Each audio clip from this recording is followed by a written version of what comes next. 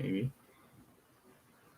Ooh, It is. wow, we're live. Hi, guys. Hey. They just used our icon, and I don't want that icon. Don't worry about it. It is what it is. Okay. Hello, and God bless. Yes, we're here. And it is Another day, another dollar. He's been this way all day with me. What? Freedom Information. Oh. My name is Kellie. This is Me. Look at that. Dum-dum-dum. Worm chasing its tail again. And still chasing its tail. That's why you've got too many. The pages you don't need open, don't open. Well, don't I need... Okay, I'll get rid of my dictionary. Because I like to look up words and what they mean. Yeah, still, there we are Okay. live. Ooh, we are live. Yes, we are. And I think I got a notification that we are live. Let me look. Yeah, I got my notification we're live. Wow. Imagine that. Got an email from them, and they were wanting to help increase the channel and all that, and reach different demographics. Yeah. What? So we have 3 people in, 4 people in. 4, 5. Cool. All right.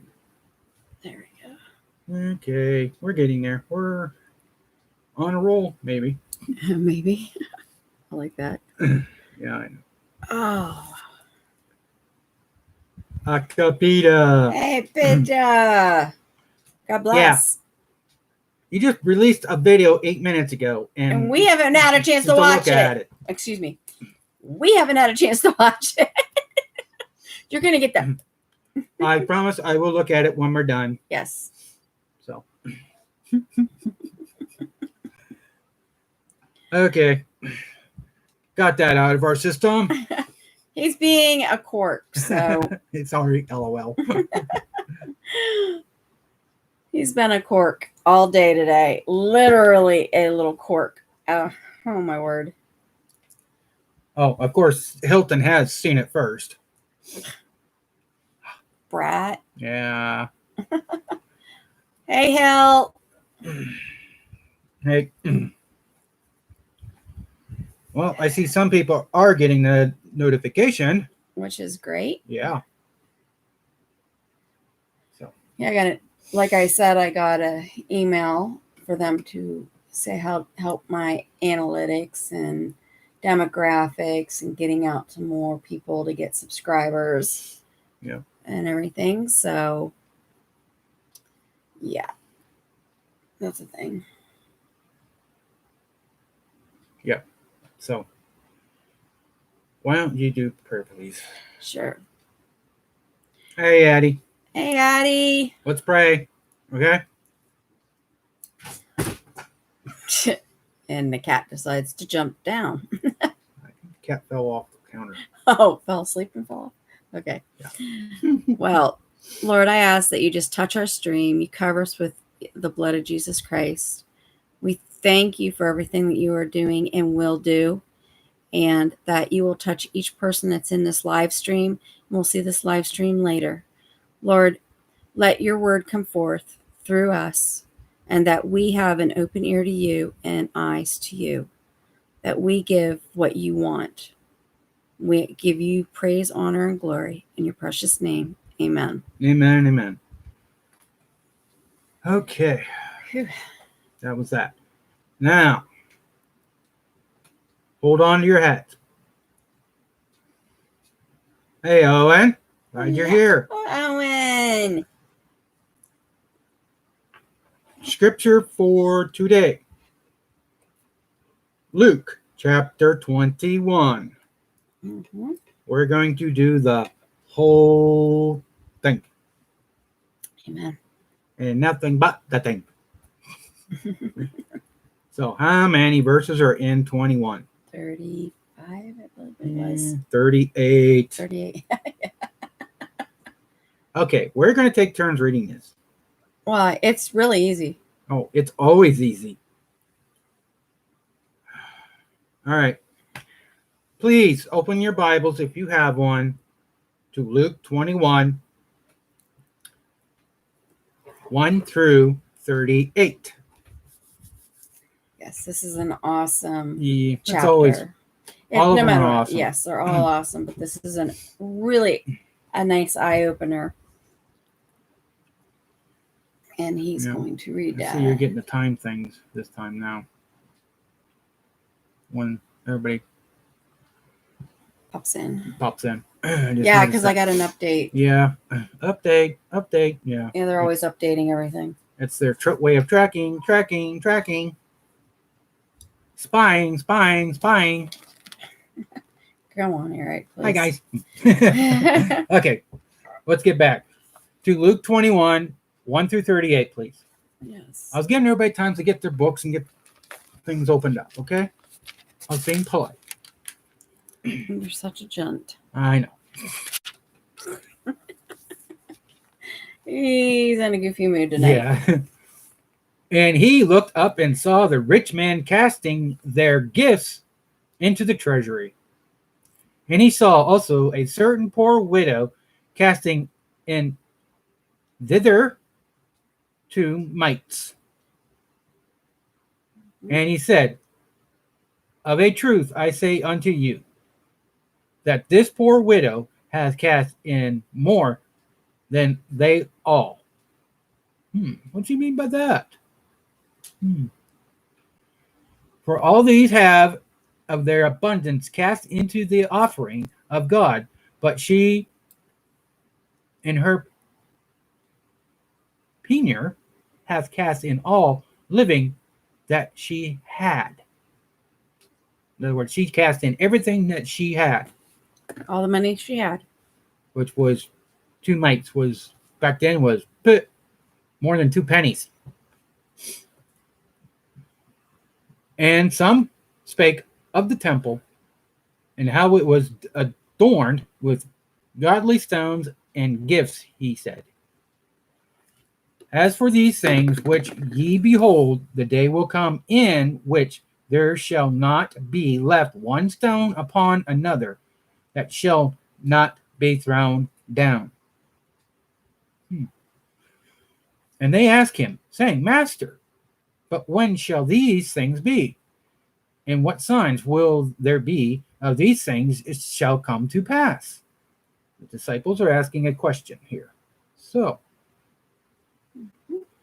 and he said, take heed that ye be not deceived, for many shall come in my name, saying, I am Christ.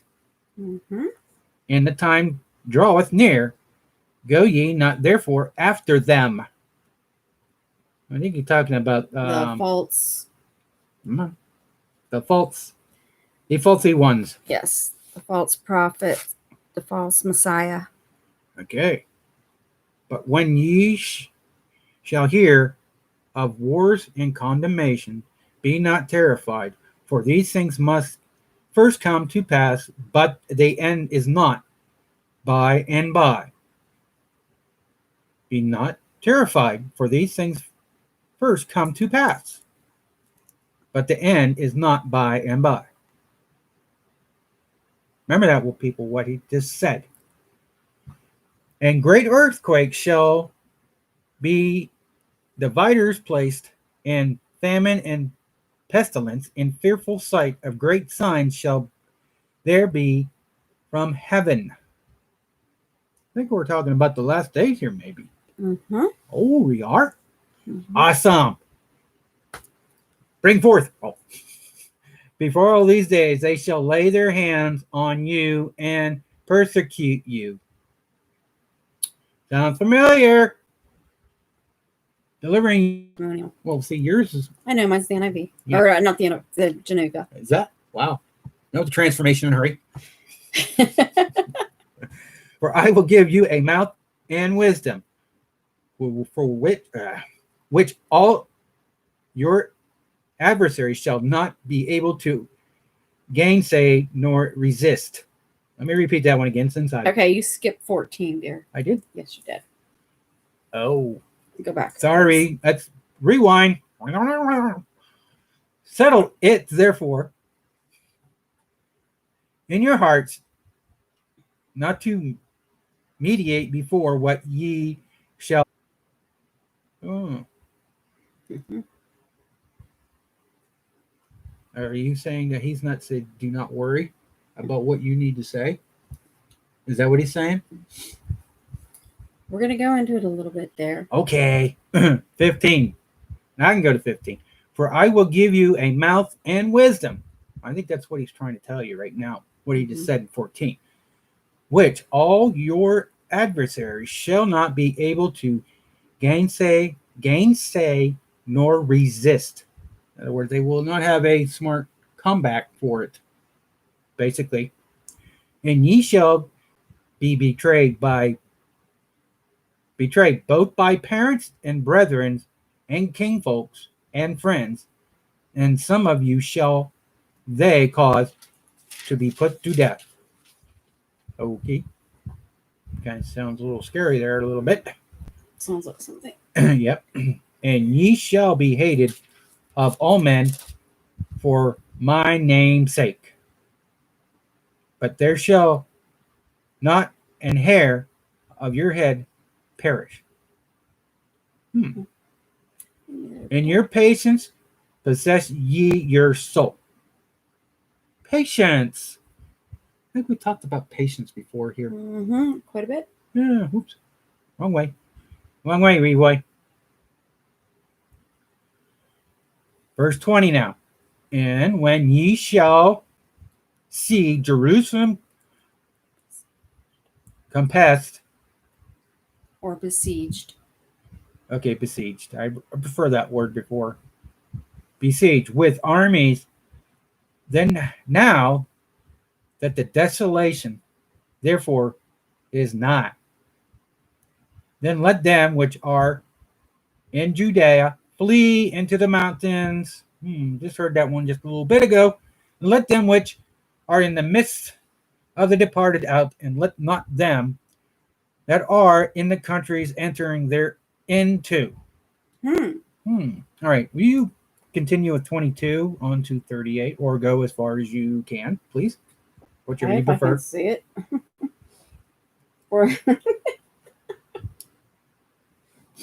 For these be the days of vengeance, to therefore all things that are written.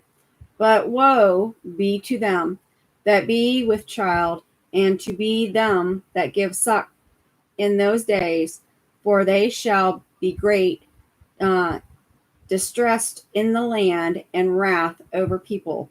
And they shall fall on the edge of the sword, and they shall be laid capture unto the nations, and Jerusalem shall be trodden under the foot of the Gentiles, unto the time of the Gentiles be fulfilled. And there shall be signs in the sun, and in the moon, and in the stars, and upon the earth, trouble among the nations, with proximity, and the sea and the waters shall roar, and men's hearts shall fail them for fear, for looking after those things which shall come on the world, for the power of heaven shall be shaken. And then shall they see the Son, capitalized, of man come in a cloud with the power of great glory. And then these things began to come to pass. Then look up and lift up your head, for your redemption draweth near. And he spake to them a parable. Behold, the fig tree and all trees. Now I spoke to Eric about them cutting down the oldest olive tree, which was devastating. That tree was cut down. When they were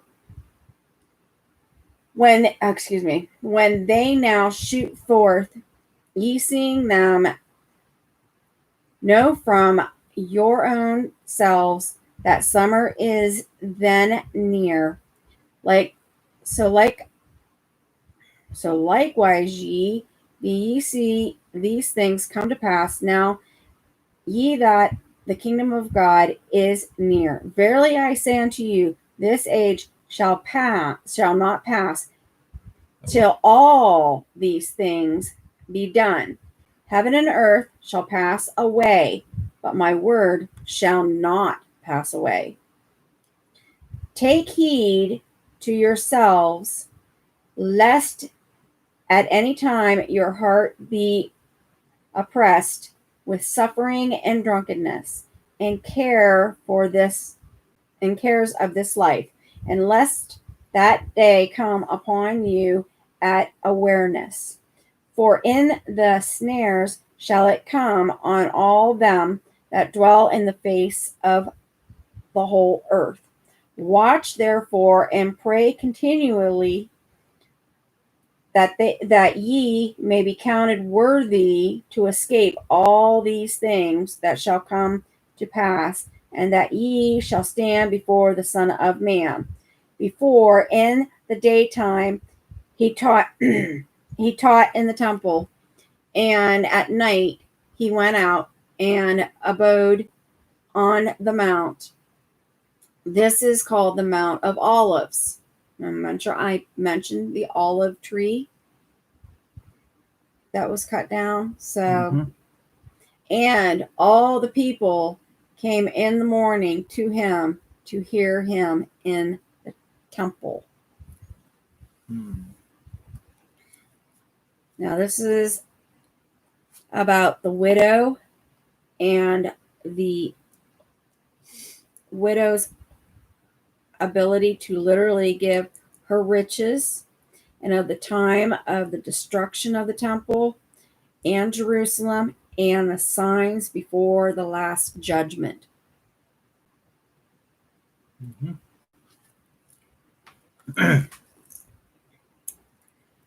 Yeah, and there's two that really jump out at me. Okay. In this, that's verse 33 and verse 35. Heavens and earth shall pass away, but my words shall not pass away. His word. Not mine, not hers, not anybody out there's words, but his words. And then verse 35, for as a snare, this is King James, she was doing Geneva, so it might be a little bit different in wording here. For as a snare shall it come on all of them that dwell on the face of the whole earth. A snare. And that means on all men, wheresoever they be.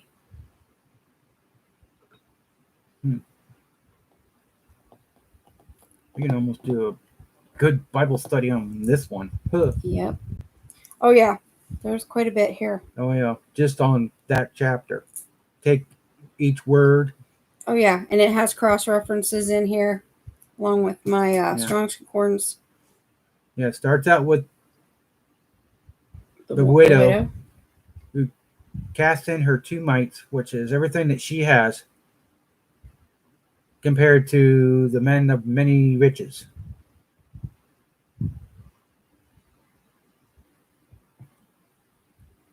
Yeah, and then it goes on to the time of destruction of the temple and of Jerusalem. That's when Jerusalem fell. Yeah, and it also talks about persecution. That how... And the signs... that the people are going to persecute one another. Right. And it says right here in 16, I was looking at it, and ye shall be betrayed by both parents.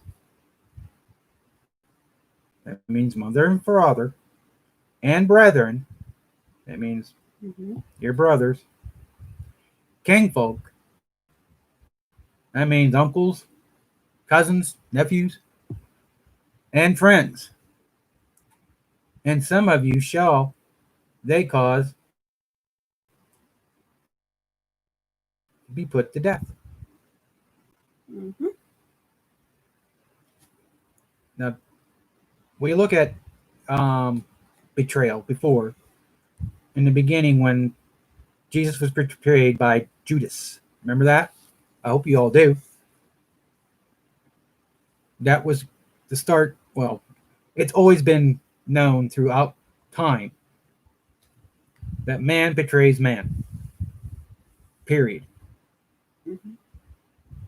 There will be betrayals in everybody's life and throughout life. And Jesus even goes through that even family members will do it to you. Yep. For the things that you believe in and have faith in and you glorify him in.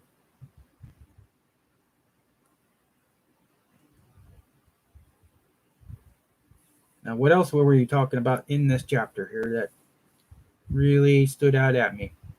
That kind of 24 says, and they shall fall on the edge of the sword, right. And shall be led captive in all nations and Jerusalem, and shall be trodden under foot of the Gentiles until the time the Gentiles be fulfilled.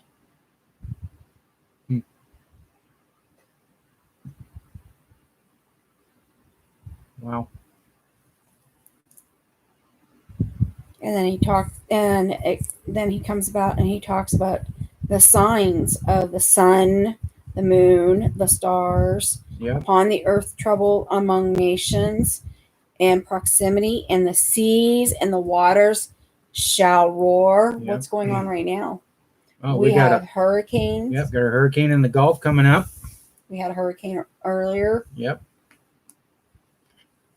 We got fires in the western states again, and in California. And there's been a volcano that's went out. Oh, really? Mm-hmm. Oh, I didn't know about that one.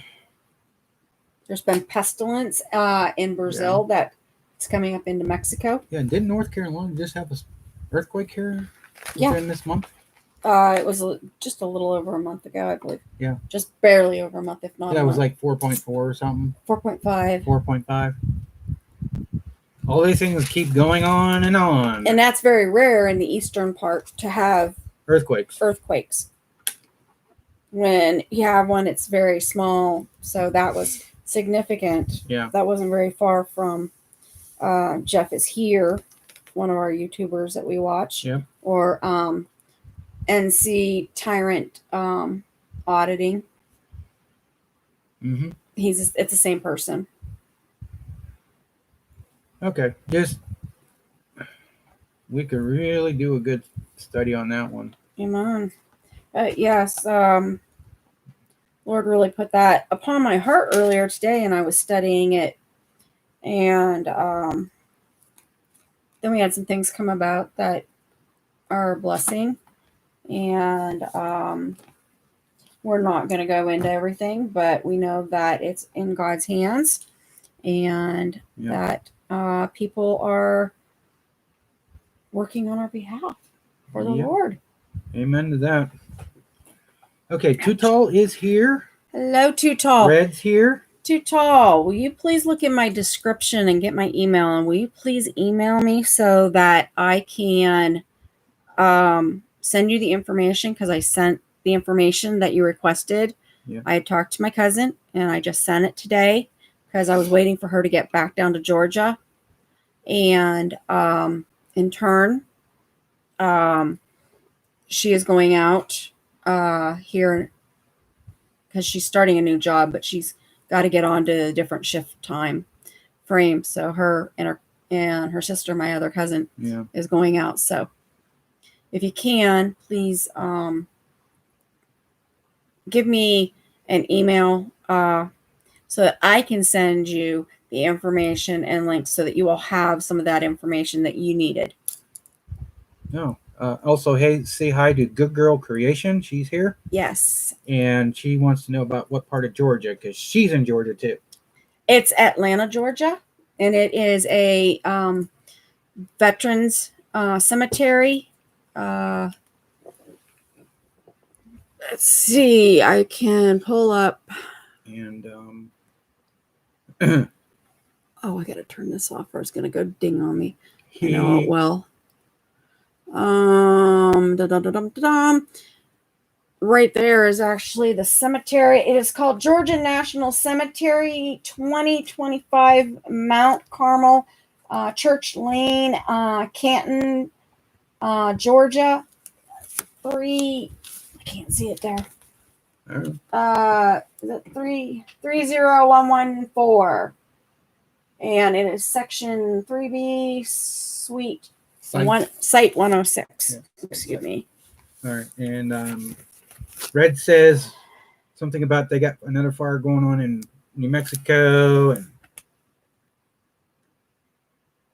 and Good Girl says she lives close to that too.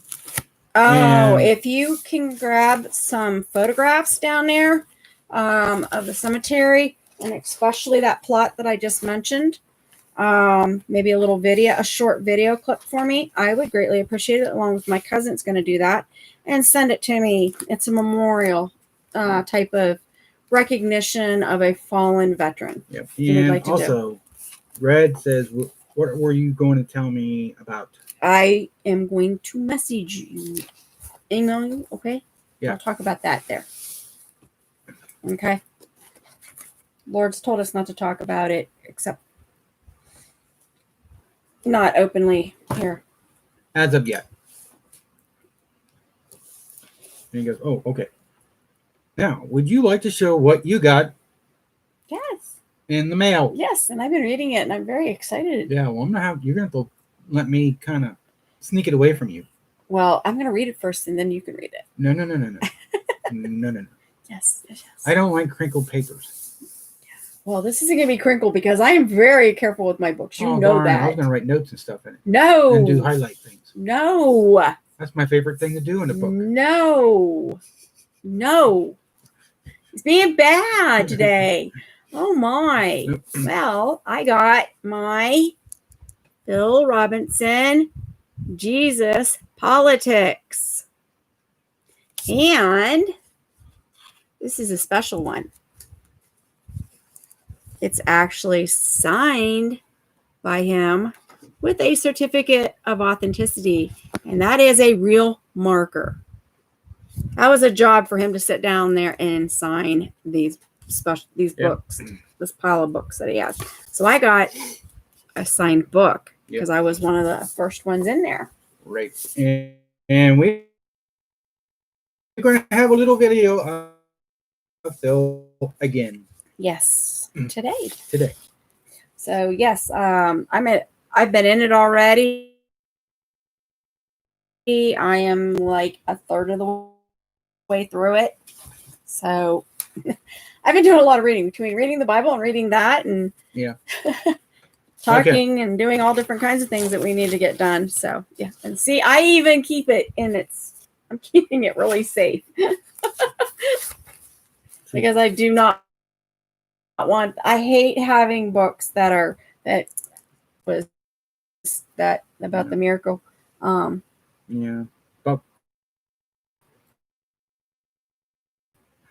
Buffering bad, Red says, but I'm checking myself and I'm good. And we're good on this end. And I've got the resolution. If we look pixelated, he's really got it down.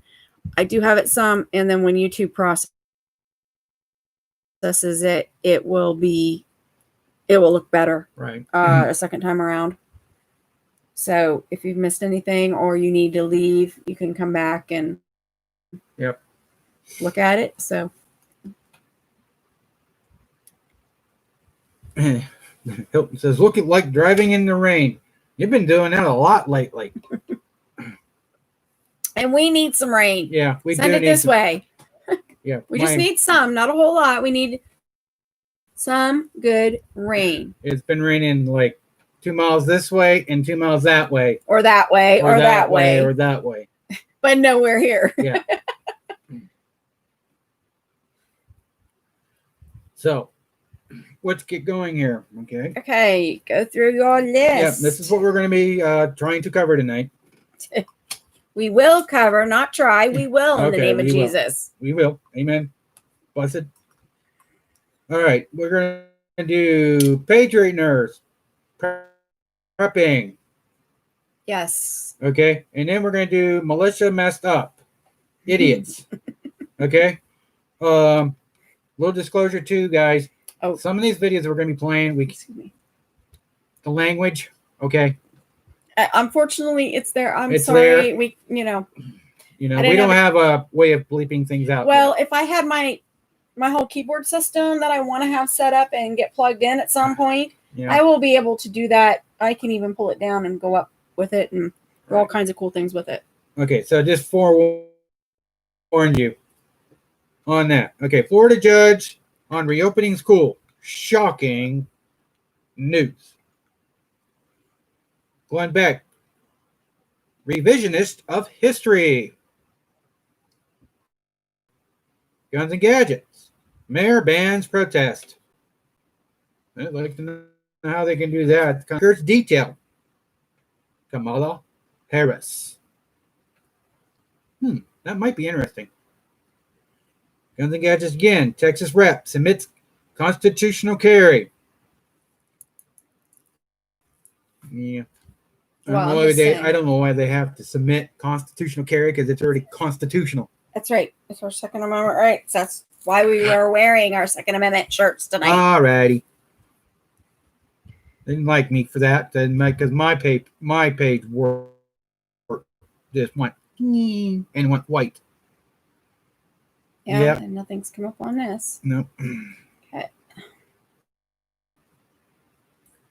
Okay, I'll keep an eye on that. Yeah, keep an eye on that. Yeah, it's me.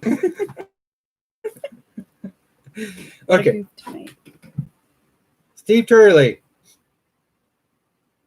Proud Boy crushes Antifa. Details to follow. Steve Turley again. Armed citizens rise up. In Kenosha, Wisconsin, and you guys all know, I've heard this on the news and everything about what's going on in Wisconsin. All because of... We'll go on later. I'll digress on that one at this moment. Going back, reporting from Wisconsin at gunPoint.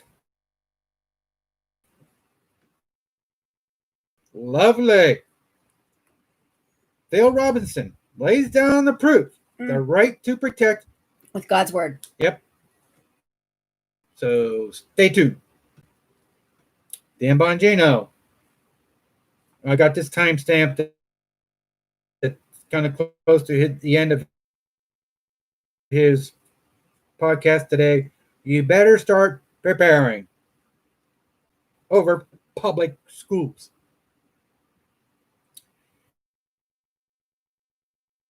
And then we're going to have another. We will be covering the headlines and some things about it, and then you guys can go into it. I'll give you a teaser. It's going to be UK, Germany, India, Pakistan, and the Philippines, and other places, and some US, and I think there's a couple of them in Canada. So if you guys can stay tuned to those, please stay. I know not everybody can stay, so. Okay.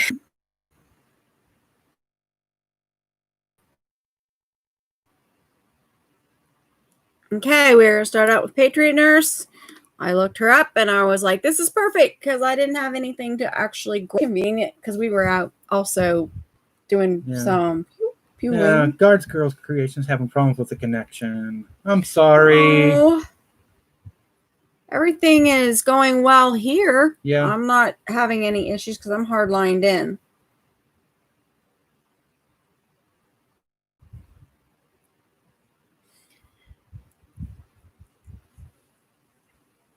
Wow. Okay. In here is able to see it right now. Because it is covered by your blood. Devil, you have no hold on it. All these lines will work, so this can get out there. For this is his truth. Amen. Amen. Okay, Patriot Nurse. I have 10 essential foods every prepper should know about. Yeah, we will discuss this gentleman later on here, Red. Okay. Hey folks, this is Patriot Nurse. Join me today. We're going to discuss 10 food items that I recommend you all stock up on in anticipation for the election and the ensuing onslaught and aftermath that I think is probably going to accompany it. So the first couple of things I want to start off with are those things that maybe Her and I are on the same page on that and one. the reason why I'm doing this video is I know sometimes we get used to our own food groups and we get kind of... So the first thing, rice. It would help you if I actually put it up right, wouldn't it? So I like jasmine rice. There are different types of rice. Brown rice is the favorite of a lot of health food gurus, but the calculus that I use, which type of rice, is as follows. Number one, jasmine rice is very energy efficient to cook. And having seen, when I was in Thailand and Cambodia, having seen just people in the field bring a pot of rice to a boil and then take it off and then using the residual heat to essentially cook itself. Jasmine rice is very energy efficient to use. Also, when you are checking your bags of jasmine rice, you definitely want to check your country of origin, because in Thailand, at least the last time that I checked, it's not permissible for modified GMO rice. That would be a good bet. The next point here, lentils. Yes. I'm actually going to show you in a little bit because I had some requests. I'm going to show you what one of my meals looks like using like some of these prepper items that I'm going to show you here. So lentils, you're talking about 98 cents a pound. The legumes are very energy efficient to cook, and a lot of beans, even if you soak them overnight, they still take a long time to cook. And lentils are pretty straightforward and easy to cook. They're also very high in protein. Get into the habit, friends, of looking at the back of the nutrition label here and checking to see how many calories are in each serving, how big the are in. I do that all the time. But I don't think you're going to come ahead price-wise as far as what you can get, especially if you go to the grocery outlet. This is the Newman's Own Common Good Organic Sauce. Normally, this is about $5.99 a jar, but I actually got it at the grocery outlet for, I want to say like $2.99, maybe like $1.99. But this is just actually what I'm going to show you right now to cook everything from Mexican rice to soups, to stew. This I'll take half of this bag, so half a pound of the lentils, and then fill it up with either water or whatever broth that you have, with like clean food. And then you fill it up to it, and then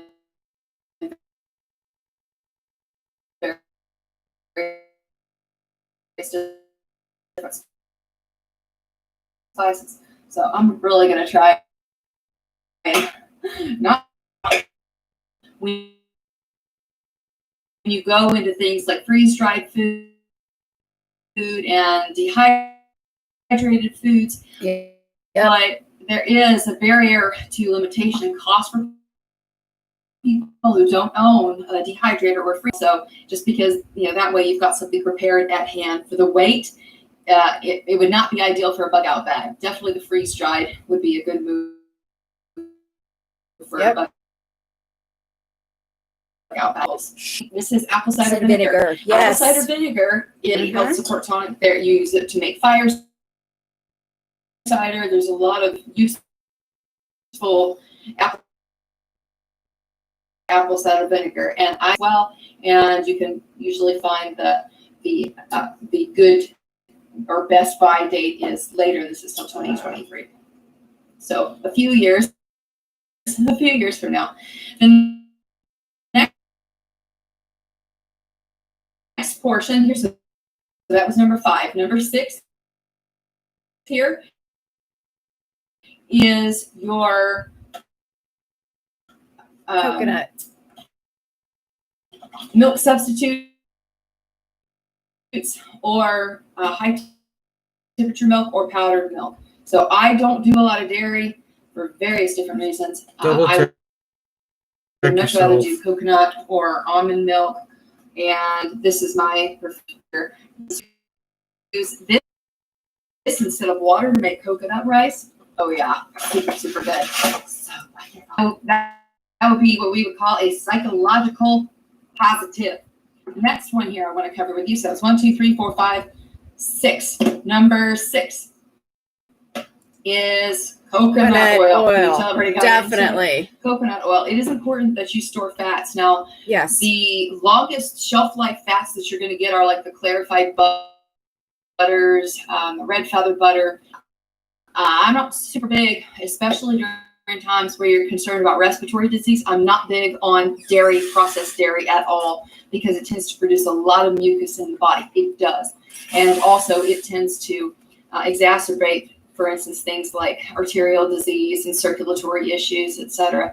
So I know there's different schools of thought about that, but the healthiest in plants, and having seen the aftermath of patients who are on diets like Atkins and almost exclusively it's limited, it's not good. We need carbohydrates. Human civilization was built on carbohydrates from the Khmer Empire, Egyptians, and between the Tigris and the Euphrates. Carbohydrates make humanity, so yes, we do need them. And if you're going to store fat, I generally support butter health, with and is relatively shelf stable. There are other options, but this one's good until it's basically 2 years. My other thing down. Fats are going to go rancid when they're kept a long time, so just keep that in mind. So that was number 6. We're on to number 7. Honey, your area. There are cult followers like Jonestown hardcore of honey, like people who will say if it's not this X type of honey, then it's useless, provided that it's unadulterated honey or usage in room antiseptic. Actually, and we talk about that in my online course. Your format, because YouTube is not the format to conduct proper educational interaction. It's good for short clips, but to actually get to a place where YouTube is not the format to conduct proper educational place where students, just what I've offered for you guys, patriotnursesacademy.com. You can see that link in the description box below. So the honey coffee. Now I know some of y'all are going to hate on my coffee here. Just hear me out. If you want to go through the trouble to get 50 pounds of green coffee beans, and then roast them yourself, you can do that. But I'm here to tell you, I'm not good at that myself. Maybe you are. Maybe that's your skill set. But I've got lots of better who are very concerned about that. Then they have instant coffee options that you can purchase usually online. Vitacost is a good one. But coffee.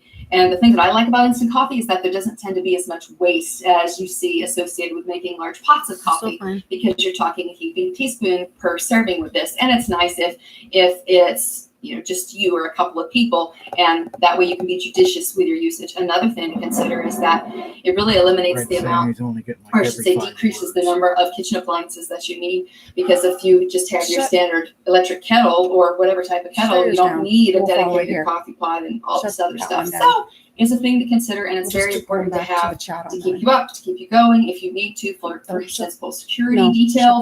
So those are definitely good things to have. And let's see here. That was 1, 2, 3, 4, 5, 6, 7, 8, 9. The last one here. Spices. This is a generic statement, but spices, salt, things that you need in order to add flavor to your beans, your rice. Spices are essential to help prevent food fatigue and monotony, and they are, in many cases, they have medicinal usage as well. So then this is Dash I like, because it's free from salt in this particular one, the seasoning blend, and it has garlic, onion, pepper, fennel, basil, bay, marjoram, oregano, savory, lots of good stuff in here. And it has many different usages. So I prefer the blend spices because it just makes your job a little bit easier. It You can make does. it And I yourself. actually make The my spices are own gonna be blend. pretty essential for you to have. We have no it. spices to cook with them. It's kind of misery, really. Now, one thing just additionally to note, hot sauces are a big part of this. Now, if you're a Southern person, okay, I'm going to give you a plus. You have to have our hot sauce, whether it's Texas Pete or Tabasco. Shout out to Louisiana or Frank's Red Hot. We got to have our hot sauce, and we put it on everything from eggs to beets, for sure. Now, the last little thing here, because I'm a Southerner through and through for 12 generations back, Louisiana tea. Y'all have been asking me about my favorite brand of tea. If they made like a little teddy bear, a Louisiana teddy bear, I probably would want it. But Louisiana is the beverage of the South. And if you want to keep your morale up as a Southerner, you better have plenty of Louisiana Stat tea. Don't be adulterating it with decaf, y'all. Got to have the real tea. Just a little bit of levity there. I hope that was helpful for y'all. I hope you enjoyed the top 10, or certainly 10, of the recommended foods here to have stored up. I wanted to give you guys a refresher, really, and just kind of a renovated look at things, and just keep your mind going when you're out and think about as well. And, these are just my little top 10 that I have for right now, and yours may be differently. Leave me a comment below. What are your top 10? I want to know these in the comments. So thank you guys so much. I hope it was helpful for y'all today. If you did enjoy the video, I hope you'll subscribe. So, okay. I have right here. Okay. I have right here. I grew my own celery, and I dried my own celery at a very low temp and turned it off and just laid it on trays with parchment paper down. And this is my celery flakes. Yeah. Nothing. Just continue. Just for everybody else tonight. What is that? The RNC convention. Oh, yes. Yes, the RNC convention is going on tonight. So this is dried. I have had this. I've had a lot of it. And I've actually given a lot of it away, which people love it to put it into soups. You can rehydrate some of it and or sprinkle it on the top of a sandwich. So I have a lot, and I've given a lot away. This is amazing, and the smell and the flavor of it is amazing. I just it smells so good.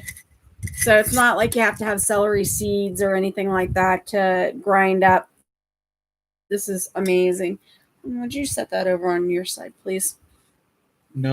Dry good wise that you may want to get, definitely beans, definitely rice that you like to put up. Yep. Excuse me, parsley. Right over here, hun, is the basil. Could you grab that really quick? Basil? Mm-hmm. Right there, yeah. That's not basil. No, it isn't. That's Gorilla Glue. We have a few things around us here because we've been doing some work, so it's kind of like normally it's not this bad. Distilled vinegar is really good. And then the apple cider vinegar, it's good for digestion. It helps there. And it's right here near the light. I was putting.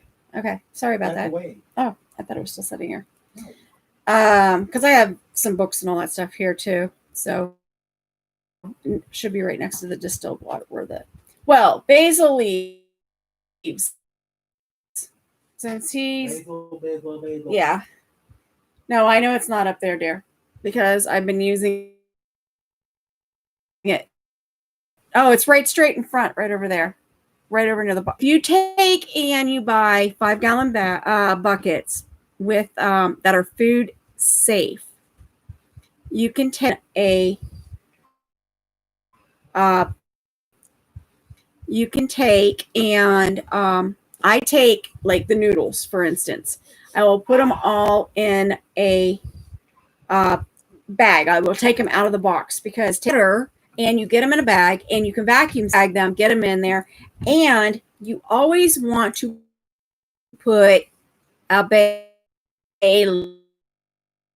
leaf or two in your container, one in the bottom and one in the top. It keeps the bugs out, but not only to put it in the freezer for at least a week. That will kill any like that will have, they will produce bugs. And it's the same thing with your pastas that are out there. So when you put bay leaf in it, this helps keep spiders and other bugs away. Yes, I'm going to do that. Will you stop it? And it is an ideal thing to have. So pick yourself up a bunch of bay leaves and put that in there. They're dried. It will help that. Once you froze that stuff and you put it in there, don't open it again until you are ready to actually use this stuff when you do storage. And this will keep bugs away. That is a little life hack right there. And buy in bulk.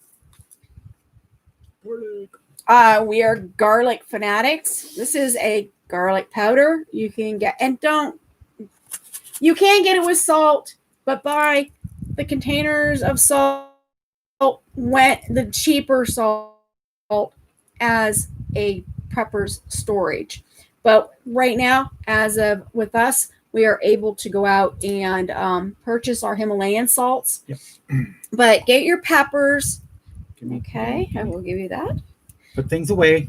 And mix up your flavorings that you would like. For instance, because we just went shopping. That's the reason why stuff's all over here. You went shopping, not me. Yeah, I got a discount on that. That was discounted. There is 6 servings in this. There's pouches. These are for all different kinds of things. You can do a vinaigrette. You can do chicken. You can do cheese garlic with bread with this.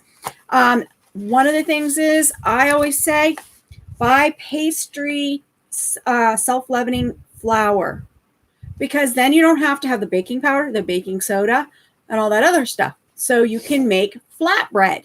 You mix it up with some water or milk. So saying that, those are a few things that when she brought that up, these are things that we have. And we're not even touching the surface of what we've got in regards to things that you can do. And I have cookbooks, I have prepping books, yep. A lot of different things like that. Get yourself powdered bouillon so that you can mix it up and you can put it into a container. Something easy, put in your bug out bag with some little food that you can sit there and mix up. Ziploc it up, boom, boom, boom, okay. Ready to go. Hello. Okay. So, come back to us real quick, please. Yes. Okay. I will in just a moment. I needed to get rid of that. Okay. So, we do not have the chat up, so I have not had a chance to look at the chat because he had to turn his off for a moment. Yeah. And I think the reason why everybody's really buffering tonight is because the Republican National Party is on. Yes, their conference is on. And I noticed that there's a lot of people watching that. Mm-hmm. And on all kinds of channels. Yeah. Oh my word, it's all over the place. Yeah. It's on Diamond and Silk. It's on Newsmax. It's on OAN. Yeah. It's on Fox. And these are all live feeds on YouTube. Yes. And so everybody's watching that. That not only that, but there's other channels that are out there kind of like what we are that are mirroring it and putting it up. Other people so they can watch it. So that may be a reason why there's a buffing. Hi, Sandra. Hi, Sandra. Yep. So how you working out with that slingshot ammo? I got to shoot my 22 Henry today, and so did he. Yeah. And I did pretty good with that. We had a slingshot joke thing going on. Yeah. I know. It was about a steak overcooked. Okay. I just want to show you guys this really, really quick here. It's just something that's been happening a lot. Okay. You know how when you go to your YouTube to get all kinds of different things? The main page of YouTube. Yeah, the main shape. That's Of all, videos. folks. Main page. Okay. And they always have these advertisements that keep coming up. And of course, there for a while it was all COVID. Okay, well, I noticed when DNC was coming up all the time, not a problem. That means the Democratic Party. And they're like, you know who, okay? Okay. I just Can I want do to show mine one first? thing. I want to show one thing. This is bone broth, and this is beef, jalapeno, salt, That sea segment's done salt. over. We're moving on. Come on. 1% or 100%. This is grass-fed beef bone broth. It is very, very. I hope I can get that there. Healthy for you. You need to have your bone broth. That is an essential thing to have for health. Yeah. Hey, Hilton, you just said the BB says people are not really watching the Republican. Hilton, you just said the BB says people are not really watching the Republican Party. But I tell you what, the ratings for the Democratic Party, okay, it was right down there with fake news. Their ratings were so low, honestly. But they won't tell you. So what the BB say? Yeah, fake news. And want to talk about more fake news? Watch this. See that? Whoa. Turn it that way. Right there. Okay. That link says text vote to 88022. No, I'm not worried about that. I'm talking about this. Yeah, right but this goes with this. If you guys want to watch the link of the promo for Trump, his political ad, yes, you can't. That's what's happening Every time. Every single time it comes up on YouTube. Yep. Every time it comes up, when I jump to this page, this is what I get. It's not available. Not available. But yet somebody else's is. Okay. We're going to move on now. Okay. I'm going to get rid of that. Well, yep. And I'm going to go straight to that. You should just go to your notifications.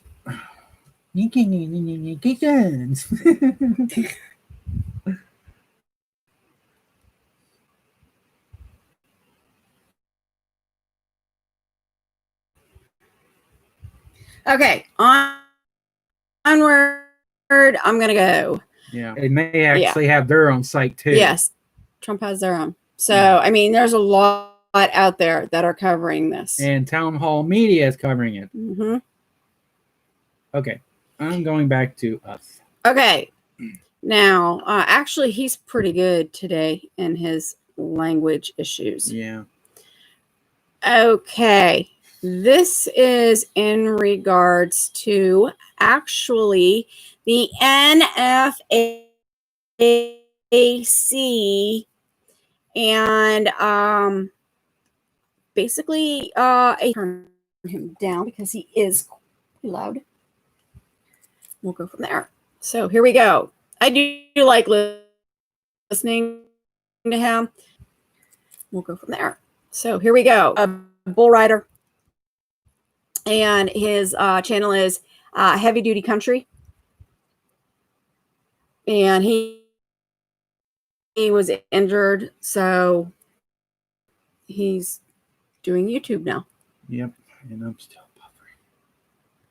Really? Hey, I wanted to start this video today with something. It's an exercise that I do when I'm feeling very negative. What I do is I come out to the driveway. My driveway is about a fourth of a mile long, and I'll get 2 tires in my life. Right back, I'm struggling with walking, and you know, a lot of people say is, well, God only gives problems to people who can handle it. That is a crock of shit. Everyone has issues. Let me tell you, I'm a pretty strong guy. But when negativity is attached to me, it becomes a lot more difficult to get through a day and to get through life. Weather sure did clear up, man. That's Texas. You want the weather to change here? Wait 20 minutes. So if you haven't heard of Grandmaster Jay and the NFAC yet, you must live under a rock, because he is a bigger drama queen than my girlfriend was when I was, and threatened the Minneapolis Police Department department or law enforcement in general. The worst day in U.S. history. If you really want to see what it's like to all that shit you carry, what it's like when they know how to shoot back. If you really want it like that, we're going to bring it to you. You see, the city of Minneapolis, you got one chance to fix this shit. Because when we show the fuck up, it's going to be the worst thing. Don't call your National Guard out. We got something for them.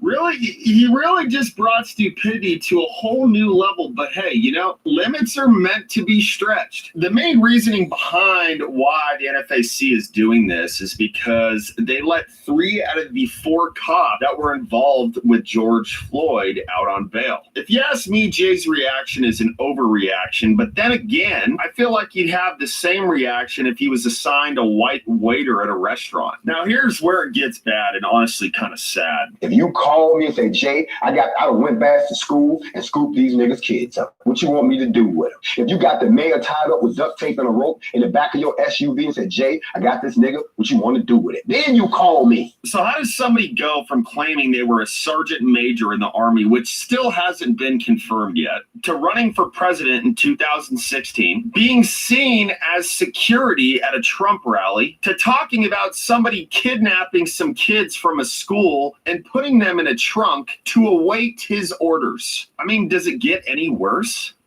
Yes, it does. Jay is clearly paranoid because he publicly threatens law enforcement on a video and talks about having a mayor tied up in his trunk. Yeah, if I said stuff like that and put it on a video, I'd be a little bit paranoid too, because guess what? There's probably spies watching all your shit. This is where he takes it to the next level. So if you join us straight Right I there. thought he just said he doesn't make threats. Which is it? if I can threaten and I don't make threats. If I can threaten and I don't make threats. When we think this kid realizes it on the internet and says during the video that he is going to kill somebody if he finds out that they're working for the other side. Wow, man, that takes some balls or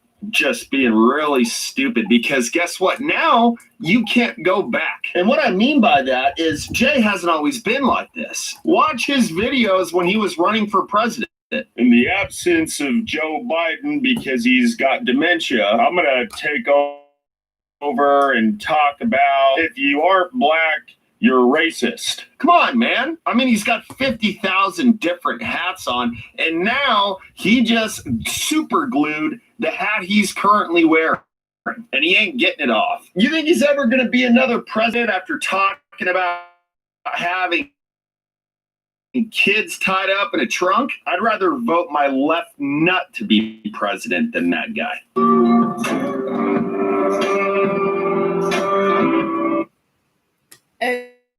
Okay. Now he's the one that sat there when you have an AR or an A6 AR or an AR-16 or an AR-18. If it's open and he sat there and he didn't have an actual bullet in there and he bumped it down as it was pointing, shoves everything up, and it fires. No, it doesn't fire. All it does is set the bullet in there. The thing that makes the thing firing pin hit the back of the bullet. That's the primer to set it off, to make a charge explosion, to push things forward. So that person arms very well, because in his group, when he was at a protest, 3 people got shot. So, and then of course, and it shoots and it's not accurate, you might get what, 25 out of it? That's probably the max it's going to get. Because the average is about what? The longest shot that they've known to be able to make with the Abrams is a 3 kilometer, almost a 3 kilometer shot. And that was done in Iraq during Operation Desert Shield. So, just saying. Okay, now I normally don't use the ledger, but going on to something else. Yeah, he also said something about it. Crews of men of 10 to something like 9. that. 9. Oh, 9, and it only I holds. stand corrected. It's only 4 in that tank, and he said there's 5 more in it.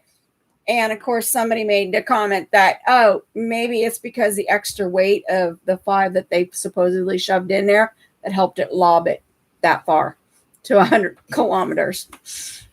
There's only one tank that's built in the world that has an extra compartment in it that actually holds troops, and that's the Israeli tank. Okay. Besides tank crew, it has a small little rifle squad with it. Maybe that's where he got confused. I'll give him the benefit of the doubt. Oh, really? Okay. I'm just going to give him a little love tap right there. No, some of the things that guy says is off the wall. Okay. Well, I don't like using the ledger. Like I said, it's not one of my favorite, but they did actually speak about something in regards to Florida. Yeah. And that was shocking to hear. Shocking. Yes, that they actually published something on the 24th of this month. And it is about a judge strikes down Florida schools reopening order as unconstitutional. Really, Peter? No, and just Peter wrote that the GoFundMe for that Jacob Blake, the guy in Wisconsin that got shot by the police, already has 1.6 million. That doubles the amount that Canon Inuit has. Yeah, and the nastiness, because if I would go to heavy duty country, he covered that. And like I said, he hit that on the head when he was going over it. That for somebody to sit there and go after a little child on a bike that was already over at his home earlier, playing, and then came back and went and did that, and they're brushing it under the carpet, but yet the thing is, the tweets that are coming out and the Facebook comments that he was white, he needed to be taken out. Yeah, and that's a child. Yeah, and I consider that hate speech. It is. But yet they're not deleting them. No, they're not. But if we say something, we're getting cut. Right. Talk about a double standard. So back to this judge. Yep. Okay, now when I read this to Eric, Eric's like, what? Because of the way it was worded. Judge strikes down Florida schools reopening order as unconstitutional. Yeah, it figures, Peter. And when he's like, whoa, because I read that and I'm like, wait a second, I am really confused. How can that be unconstitutional? Right. You want me to read it? So why don't you go? I will actually move it up a little bit here so that you can get. And Peter says, over here, nobody knows about Canon Inuit, but this Blake dude is everywhere. Yeah. Of course. And he was what? I can't remember his age. He was about 5 years old or something, or 7? He was right in that area. He's 5. Okay, I thought he was 5 years old. Right. Okay. And it was a black man that shot a little white boy Yeah. in the head and killed him while his father held him in his arms as he took his last breath. Yep. Okay.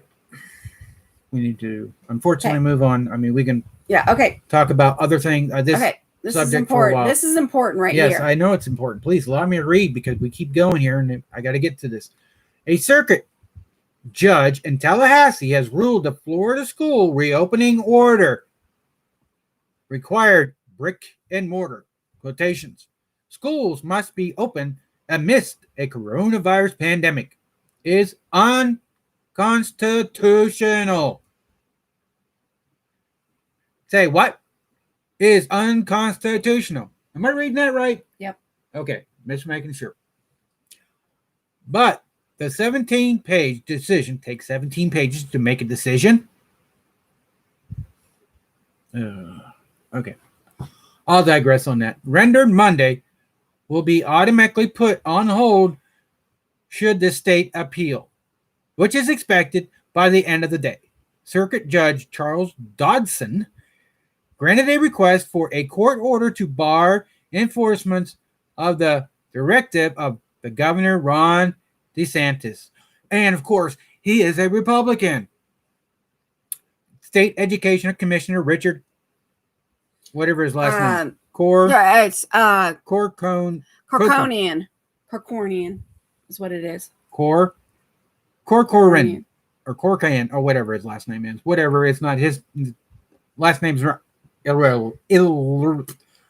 not important. I'm getting a little irritated right now. Dodson wrote in his decision that Florida Education Association established that irreparable harm would be caused if schools were reopened on a date set by officials in Tallahassee. Whoa! What the hairy heck? The wrong way, wee boy. Okay. So. Going downward. 17 pages. Yeah. Whoa. 17 pages of blah, blah, blah, blah, blah. Okay, go ahead. Dear. He struck down any requirements that the brick and mortar schools be open at least 5 days a week and that reopening plans have been approved by this gentleman. I do not want to pronounce his name anyhow. Dodson wrote that the school should reopen when the local decision makers determine it is safe to do so after the advice of medical experts. And that should happen without the threat of financial penalty from the state affecting the decision. This is where local school boards were elected to do, the judge wrote. Every witness testified that any decision to reopen schools should be based on local conditions. Such local decisions unequivocally serve the public interest. But as written, Dobson wrote that state reopening order gave districts no choice but to reopen physical schools. The districts have no meaningful alternatives, Dobson said. In an eventual school district chose safety, that is, delaying the start of the schools until individuals determine it is safe to do so for the county, at the risk of losing state funding even though every student is being taught. Families, and these are the latest, the families are split on students returning to Leon County schools for in-person learning. Moms whose sons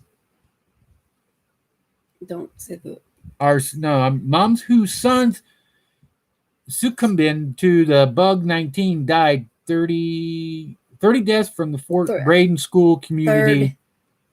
Third death from the Fort. Okay, third death. Okay, sorry. And Corcanian used no sweeping response to the virus in schools. Huh? Yeah. Talk about a confusing. Not This is sweeping response. Not a sweeping response to the virus in school or whatever. Health officials told to stay mom at state pressed to reopen schools. To say mom.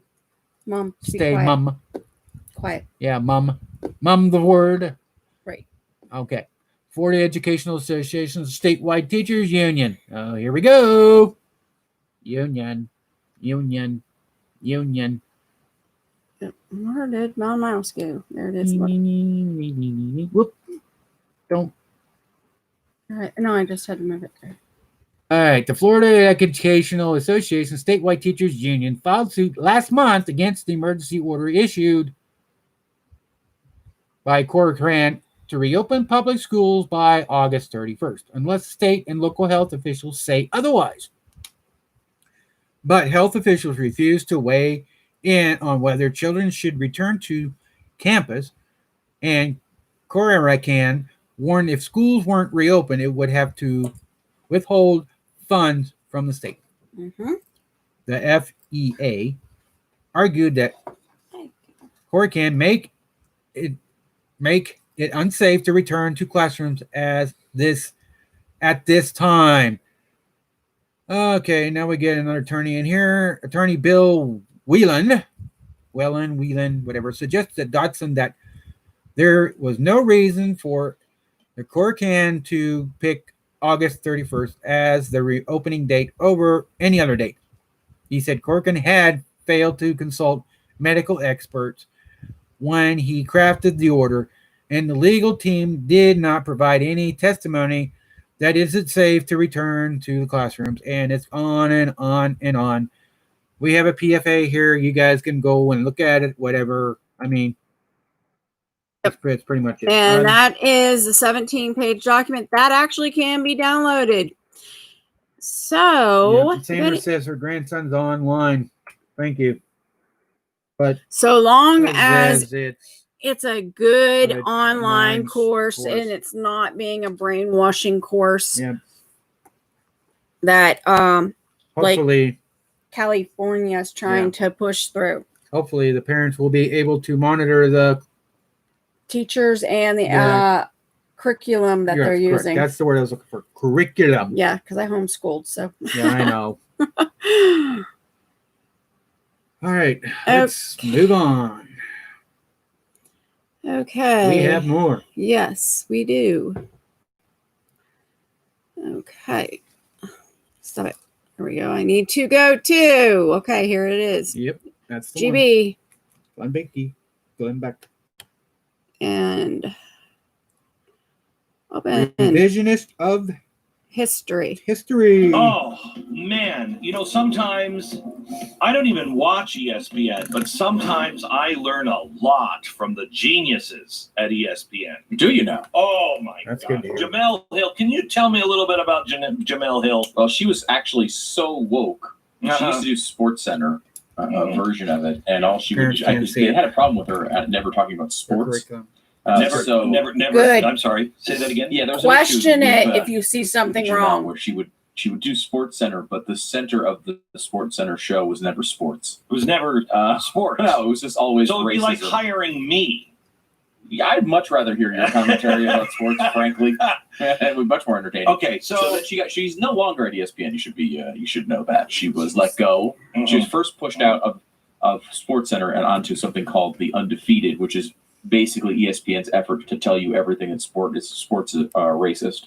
The entire website dedicated to how racist sports are, which is a great. I mean, wow! I can't get enough of it. Can I tell you something? I'm opening up a website this week. I'm working on it right now to say how evil talk radio is. Oh, cool! And how bad talk radio is, and how it's just poison is being dumped into the system. I have terrible news for you. There's about 50 of those sites that already exist. Yeah, I know, but I thought it would have more credibility if it was coming from me. Yeah, I guess that's You true. know what I mean? And then she left that, again, when I say left, she pushed out, went to the Atlantic. That's where she is now. The place that fired Kevin Williamson because of one Yeah. comedy made 15 years ago. Yeah. That was so now she's there and writing about her brilliant analysis of the United States there. Okay, so she tweeted over the weekend, been reading Isabel Wickerson's new book, Cast. Ooh. Oof. And if you were of the opinion the United States wasn't nearly as bad as Nazi Germany, how wrong you are. I encourage you to read this masterpiece. Well, I gotta tell you, just from that tweet, I'm thinking, wow, we are as bad? No, we're worse than Nazi Germany. Yep. Because we apparently were the model for Nazi Germany. Nazi Germany looked to us and thought, wow, they're really bad. Can we tone that down just a bit and bring some of that loving over our way? And according to Jamel, that's exactly what they did. Now, she's not as wrong as she usually is, but as always, she misses, I don't know, some might call it a subtle nuance. I call it a huge difference, okay? So let me just set the record straight for Jamel, who I'm sure you are a deep scholar on the issue. The Nazis, you're right, did learn from America. They did. Except they didn't learn from America like the founding documents or anything like that. In fact, they hated the founding documents. But they did learn a lot from, let's just say race standards. They got that from the progressives, the Southern Democrats, and the Klan. Now, I don't know if you know this, but that's not the founding documents. None of those things have anything to do with the founding documents, have nothing to do with our Constitution or anything that anybody of any common sense would say is good. So they got their marriage laws. Did you know that? I mean, you probably didn't know this, Jamel, but we didn't have marriage laws. There was no, George Washington didn't have a marriage license. He just got married. Thomas Jefferson, in fact, Abraham Lincoln, he didn't go down, to the state office to get a blood test and to make sure that he could get married. No, he didn't have one. You know when we started doing that? In the progressive era, when they wanted to make sure that not one drop of thank you, Hill. Negro blood was being spread anywhere to anybody of any other race. Got to keep the race pure. By the way, that was Margaret Sanger. Hello, And her Penny. progressive friends. Sister. You see, they did learn a lot about, not one drop of blood from the Klan, the Southern Democrats, and the progressives in America. Black lives didn't matter all that much to Margaret Sanger. No. They got a lot of their weeding out of imbeciles from American progressives as well. They learned a lot on eugenics and sterilization. Did you know that we led the way on that? Yeah. It was during the progressive era when the progressive Democrats under Wilson decided, you know what, we should start sterilizing people who are just not very smart. Yeah, so they got that. In fact, a lot of the Nuremberg laws were based on Southern Democrat race laws, and the Nuremberg laws were based a lot on Woodrow Wilson and his progressive laws. Isn't that great? Isn't that crazy how it works? In fact, Goebbels, he learned a lot from an American as well. Not America, but an American. In fact, he said he learned propaganda from Bernays. The guy who worked for Woodrow Wilson. Isn't that nuts? Irritating, isn't it? Hitler, in fact, watched FDR and thought for a while he was a pretty good guy. He said, quote, he's a national socialist just like us. Isn't that great? Isn't that great? Yep, it is. What you fail to understand, Jamel, is Not all white people are bad. Not all white people, Point of personal privilege. yes. Yes, all white people are bad. They are. No. I'm pretty sure. No. I've been watching the news. They're pretty bad. No. So not all white people are bad. People who have made mistakes should be granted forgiveness if they ask for forgiveness. Because, it's your responsibility to give it if asked, but I don't really care if you give it to me because I get forgiveness from God. Amen. And he gives that to me weirdly, personally. He gives that to me strangely as an individual, not as a collective. Isn't that weird, Jamel? Another thing, we have different from the Nazis is we believe in the individual. They believe in the collective, which is weird because I bet you believe in the collective more than the individual, don't you, Jamel? Okay, so I just wanted to point that out that, what you need to understand, the Nazis were not watching America and reading our founding documents as a whole. They didn't get any of these things from our founders. They got them from the refounders. The people still fighting the Civil War, the progressives, the Democrats. Oh, by the way, the Klan and Democrat. I mean, it's redundant to say the Democrats and the Klan because they were an arm of the Democrats. So, and I hate to go too deep for you, in this master class. But what's really crazy is apparently some Americans learned something from the Nazis too. Yeah. Apparently, some Democrats, some progressives decided, hey, what did they do with their gun control laws? Could we adopt any of those things? In Illinois, Massachusetts, New Jersey, you have to carry identification card based on formats from the Nazi weapons law. Isn't that weird? Nazi-based laws here in America. That's weird. Interesting. I mean, because didn't we lose a lot of people fighting the Nazis, wanting to wipe them out? Yeah. And then we get their gun control laws from them? Isn't that strange? The Gun Control Act of 1968, a new approach, if you will, to gun control. It replaced the Federal Firearms Act of June 30, 1938, which was based on the federal power to regulate interstate commerce. See, that was a commerce law. That was the way for the government to grow even more powerful, just like the Nazis did. And in 1938, who was president? Oh, that was FDR. That was a progressive hero of the left. That's right. Yeah. So only dealers could ship firearms across state lines. Normally, before 1938, you could just get them shipped from dealers. But they changed that. Once FDR got a taste of this through Sears catalog stuff.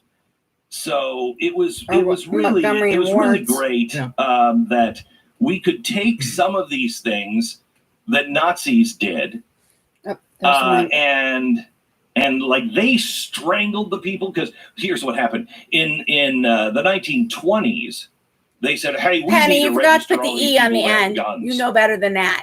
And we'll never use it for anything my else. name. You can trust us." Well, little did they know that the government would fall into the hands of madmen. Yeah. I'm sorry, not fall into the hands. They were democratically elected officials. Like you love so much. Democratically elected Nazis. They took over. And then they were like, oh my gosh, we have these communists, we have these people in the streets, like the Tea Party, like these communists, and we've got to protect the German people. And if we can just save one life. And so when they took over in March 1933, the Nazis had access to that vault that will never, ever, ever be used against Germans. You know what I mean? And that list is what they went to use to seize private firearms. because people weren't reliable, because some people weren't for the Nazis. So they knew who owned the firearms, and the Nazis just revoked the, ownership permits or declined to renew them, for the people who weren't for the Nazis, which is, fantastic. No, because you gotta then in open it 1938, they, over. barred Jews from I'll grab businesses it. involving any firearms. All right. Don't worry about and then Okay, I'll it let was you know only we're a gonna day after watch the that Nazi later. terror squads savaged the Jews in the synagogues and the Jewish I'll businesses. just grab it, and And we'll then just new throw it in really regulations quick. on the new weapon 'cause it's law already barred in the, Jews from owning any weapons, chat. even clubs or knives. So I am so pleased, Jamel, that you brought this up so we could educate America on who the Nazis got all of these ideas from. Because it wasn't from our founders, who you just seem to hate. And I understand if you think that the founders were responsible for arming the Nazis with a whole bunch of bad ideas, but no, it wasn't. It was the Democrats, redundantly, the Klan, and redundantly again, the progressives. That's who they watched, Jamel. But thanks so much for chiming in. As they say in the South, why, bless your heart. Okay. Okay. Before you go and jump into whatever you're going to do there, you're getting off subject again. That prepping stuff. No, I'm just it's gonna be thrown in periodically as I think about it today. Just for Okay. a moment. I so wish we had sound effects in our thing. Yeah, if I had my soundboard set up, I would. Yeah, but you'd have to have it recorded and pre-programmed. Oh yeah, and that's easy. It's easy. That's easy. I wish we would have that Muttley soundtrack. Oh, that'd be perfect. That would have been perfect what he was talking about. Okay. Okay, now, as I said, we are talking about prepping throughout, our show. And especially today, we've been covering quite a bit of stuff. We got to remember our animals too, especially if we have horses or pigs. Okay. And not only that, you can get this at your most local Tractor Supplies, Family Farm and Home, Royal, what's the name of it? Royal what? King. Royal King. New store just opened up. We love it. That's where we got the shirts. This is a bee complex. This has it's good for cattle, swine, sheep, and it's actually good for horses too. It's good for humans. So if you need a bee complex, You should not say that it's good for humans. well, It says on the bottom, not used for human I understand that. Okay. But the ingredients are all what is in I can pull my bee out of the refrigerator. Because actually, Tractor Supply actually had to pull their ivermectin Yes. off the shelf because someone stated something about the ivermectin in the Yes. I'm not a doctor. I'm not saying that, the but bug virus. So we got to watch what we say. Exactly. And I'm not saying to use it. I'm just saying I myself would use it because that's what's in my bee. And Sandra says she was looking at the chickens the other day. And my daughter and I went dumpster diving and she stepped in stuff. And that was kind of funny. But okay. And then, the Vitamin D for red. yes, vitamin D prescribed for vitamin D because he's sufficient. Deficient. Everybody is deficient in yeah. it, except for you were always out in the sun and getting because I was out working all the time outside. So he didn't have he had a deficiency, but it wasn't that bad like I am. And then penicillin injections. remember your animals. So especially your farm animals that you need to keep them healthy. And ivermectin is a wormer that we use for our horses and we use for our dogs and our cats that we have here. Right. So just talking about that stuff right there. Again, I'm not a doctor. I'm not saying to use this, but it is something that is all natural in the sense of what it's got in it compared to exactly what I have in a refrigerator for human consumption. Yeah. So saying that, those are things you need to consider your animals and taking care of them. So, and you want to get animals that are easy keepers and more self-reliant type of animals. Like chickens are free ranged. The pigs that we have are a more sustainable animal that you can give them all kinds of stuff that are natural out there compared to. So just saying that. Let's move on. And thank you, Mass Faith and Resistance Chick for blessing us with the pigs that we have. Yep.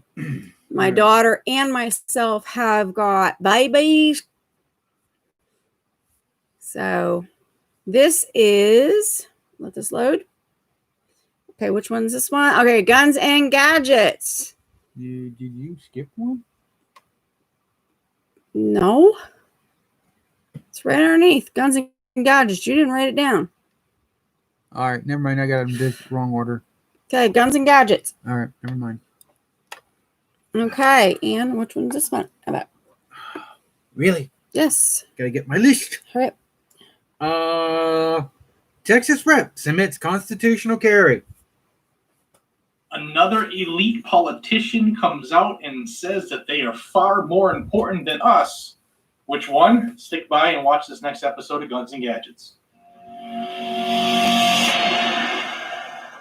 Oh, you didn't have it that loud today. Hey everybody, welcome back to Guns and Gadgets, your premier source for Second Amendment news. And if it's Second Amendment news you're after, you have found your home. I bring out news daily about the constant infringement we face, the constant attack on our right to keep and bear arms. And I would love to have you here join this growing freedom family. Consider subscribing to the channel. Because 10 the minutes more at a of time, us that Red. are in the know, then the more people that are in the boat of freedom rowing it in the same direction. Now Yes. we have another politician Rabbits who's are come out good. and said it's good for me, but not for thee. And who are we talking about now? Well, we're talking about Mayor Beetlejuice. I'm sorry, I meant Mayor Lori Lightfoot in Chicago, Illinois. See, lately, all of the left-leaning politicians across the country have come out and said, hey, you know what? It is the right Can of we the say it people 3 times and to she'd go away? protest, right? It's even so important No, we don't that wanna certain call her. viruses That's the caller. forget to infect No, people and then you strictly have to do it because 3 times to people make are them protesting, and it's go a away. God-given Remember? right, and it's peaceful, and it's a great thing to do, and let's burn down people's things and pull them out of Over trucks and kick them in the head and stuff, right? Yeah, I know, understand, not everybody is doing that, but it definitely is an element that's taking advantage of these protests and You need riots. to stand However, anyway. they don't like it when you go to their house and You protest. okay? That's right. You just have a bad Mayor spasm? Beetlejuice has a new ban around her home, and she has removed the Eric, citizens in your of prayers, Chicago's he's in a right spasm right to now. assembly and free speech. You can no longer protest around Lori Lightfoot's home because she has banned it. Now, this gets great. Walk around the Hope other you're sitting side. down. Move a little So bit, try to get that Beetlejuice spasm says to- that she has the right to ban protesting in her Remove that neighborhood spasm. because she has to make sure that her home is secure. Yes, it's okay for her to worry about her safety and her home, but you, especially if you vote Republican or don't follow the Democrat agenda, you can't do that stuff. But those elitists, they love their rights. And it gets even better. Mayor Lightfoot came out and said that she believes the citizens of Chicago understood the reason that her family, and her home needed extra security. Bad muscle That's right. If spasms you're he's a having resident right of now. Chicago, your mayor just came out and said that you deserve to suffer. You have no rights in and around her neighborhood because she is more important than you. That's right. She is your employee, but she has just stripped you of your rights. You can't go protest around her house. or you'll be arrested. And that's funny because You okay? she was all about cutting the police and defunding them and asking for more gun control, Seriously, even are though you they have okay? the most gun control in the nation. What would happen if all of these people who wanted to protest just showed up? Police couldn't handle everybody, right? So Lightfoot's telling you that you can go and ride Stand right across there the for a city, moment. but you can't go I need to protest read near the her next home. one. Now, Beetlejuice says that she has received threats to her home and her wife and her family, and that these threats require this extra security. But she hasn't said what those threats are. Again, if you were in the city while they were rioting and pillaging, you probably felt threatened, but did she lift a finger to help you? Nope. Chicago has seen an exorbitant amount of shootings in and above the crazy amount they always have. That's why they call it Chirac. And this has all happened since the civil unrest has started. Has she done anything to help that? Nope. But don't you dare come to her neighborhood and cry about it. And you know what? While we're here discussing this, let me direct this to the Chicago Police Department. Each and every single member of that police department should not follow this illegal, unconstitutional order. If people want to peacefully protest, nobody's house is off limits. This is not a fiefdom. This is not a kingdom. She's not an emperor. She is simply a lookalike of Beetlejuice who happens to be employed by the residents of Chicago. Thank It you really all. is amazing, the hypocrisy amongst these Democrat-controlled cities. It really is crazy. In the description of every video are all the places that I post. Often people say, you should post here, when I've probably been on there for at least a year or two. So check out the links down below. If you want to help support the channel in any way, you can check out my peak. Okay. Now, that was something.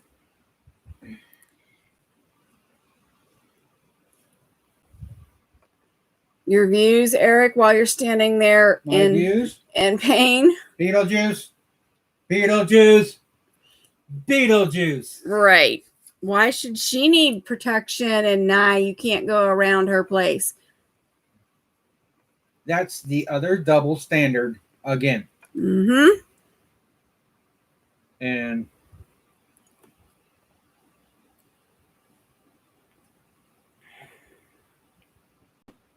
we will have something later on kind of describing that the people are getting upset and somebody started voicing their opinion about it, and you won't believe who it will be. All right. Judicial Watch, San Francisco. Pay records details Kamala Harris's payments. Once again, Judicial Pay records. Yep. You kind of slurred that when you talked. Pay records. This is from Judicial Watch. This is a press release. Okay. Judicial Watch announces today it received 131 pages of payroll records from the District Attorney's Office of the City and County of San Francisco detailing payments to Senator Kamala Harris, the Democrat of California, from when she was employed by the San Francisco District Attorney's Office. Harris, who is a 2020 Democratic Vice President nominee working in the San Francisco City Attorney's Office from 2000 to 2003. She was San Francisco's district attorney from 2004 to 2010. She was elected California's Attorney General in 2011. Judicial Watch obtained the records in response to a pair of California Public Records Act requests. The document includes a May 17, 2005 letter from the San Francisco District Attorney's Office Payroll Personnel Service Division Officer Susan B. Sales notifying San Francisco Controller John Zezbala that Harris has improperly received incentive payments, sales rights. Okay, let me go down some here. Says, hi, Johnny. Thank you for your phone call this afternoon regarding the reports that the PPSD is working on with regards to identifying employees who are still receiving incentives and shall not have due to changes of job classification. Kamala Harris, and this is the Municipal Attorney Association Inquiry Premium in quantity premium, Incentives should, don't be leaning like that if you're in spasms because it's going to make it worse. Incentives should be removed as her job classification does not allow her to receive the benefits. However, I tried to remove the MAAINQ from her file, but the system does not allow me to do anything. Can you take it to, and then it's in parentheses, SIC, it in addition to the split file description in her records that show also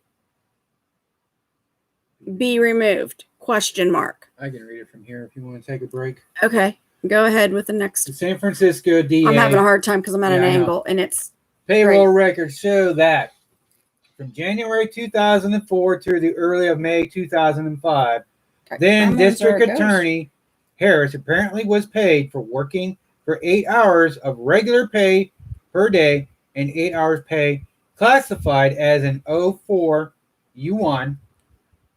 The 04 U1 appears to be an internal accounting code representing the inquiry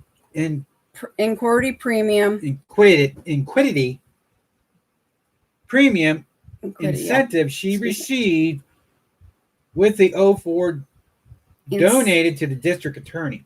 That's an incentive. Denoting the district attorney. Incentive she received. According to the officials in the San Francisco Controller's Office, this inquiry premium is paid to senior attorneys in San Francisco government and consists of the additional payments of 1% to 3% of the attorney's base salary, according to the provisions of the memorandum. Yeah, I was going to say that. Would you stop that? Memorandum from understanding signed between the city and the county of San Francisco on January 3rd, 2002, while serving as deputy city attorney for San Francisco. Harris filed a payroll problem description form saying that she was paid for 40 hours 1 week, then when she should have been paid for 80 hours. Harris requested an additional payment for a week of $2,684. On October 25th, 2019, Judicial Watch submitted a follow-up CPRA request from the District Attorney's Office seeking additional communications, about the improper payment Harris received, as well as records reflecting the total amount of the improper payment, any reimbursements she made, and a disciplinary action taken against her as a result.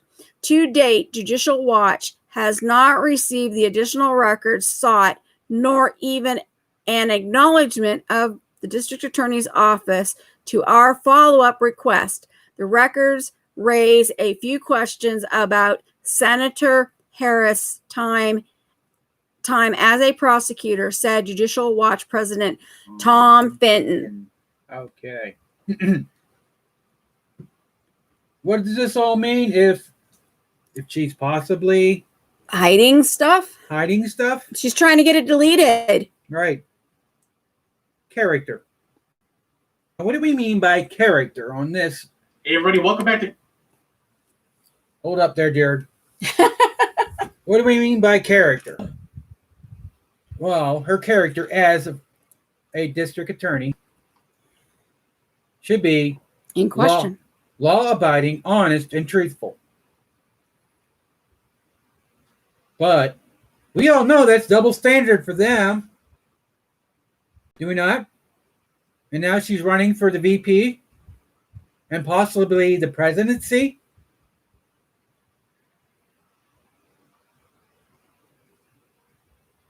And then we got Joe Biden. Oh, Debbie's in here. Say hello. Hi, Deb. Glad you're here. I'm here. I'm in the background. I'm playing PG today. Okay, now we're in my thought. Oh, yeah. Joe Biden. Character. For over 40 years, this man's been in politics. Yes. And there has been many flups about him and his character. They're out there. You decide. Okay. Let's move on. You want me to go back to 9.35? What are you? Was it a timestamp or something? Yeah. To 9:53.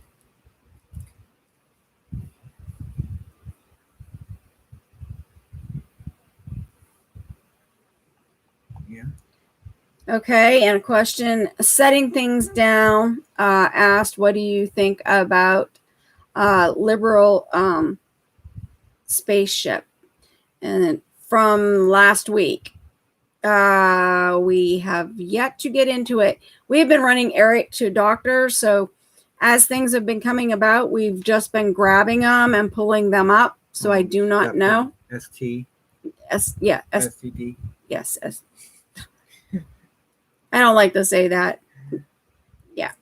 So I don't really know, and I don't want to give an opinion on that at this point in time until I look into it a little bit more. Right. We kind of like to have a little factual things behind us before we step out and make a comment about things. Right. What? Facts? That's racist. Yeah, if you put in, it's really weird. Somebody had sat there, and it was a YouTuber who sat there and said, no matter what, put the word racist in and put something behind it that is like off the wall. And he put racist horses. Do you know that they called the police horses racist? Literally. Yeah. That's just crazy. Okay, I'm gonna jump to something really quick here. What do you need to jump to? You're gonna jump to that. I'm gonna jump to that link that Hilt put in. Oh, okay. Okay, yeah. I'm gonna do that really quick since we talked about education, and this is in Sweden. Education. As long as it comes up. Yeah, and we don't get. Oops, something went wrong. Of course. They pulled it. Wait, whoa. No, I know what's wrong with it. He puts it up there and he puts studio. And if you take studio out, everybody, if you are sharing a link from over the pond, take and drop studio out of it and just put www in that place and it will come up. Found that out. So www and enter. And I bet you it'll come up now. Yep. Got it. All right. Good morning. Good. With the corona came online schooling. which means the teacher is at a distance and the student is sitting at home, listening, watching. Now, this is talking about There's a problem. Florida In a room where earlier the student is sitting, being listening unconstitutional to to the teacher, open. there could be a parent sitting in the room, hearing what the teacher is telling the kid, you see. And I suppose this made some teachers nervous. They didn't want the parents to hear what they were telling the kids. So this was a big problem. And here's the solution. This is from the Tennessee School District.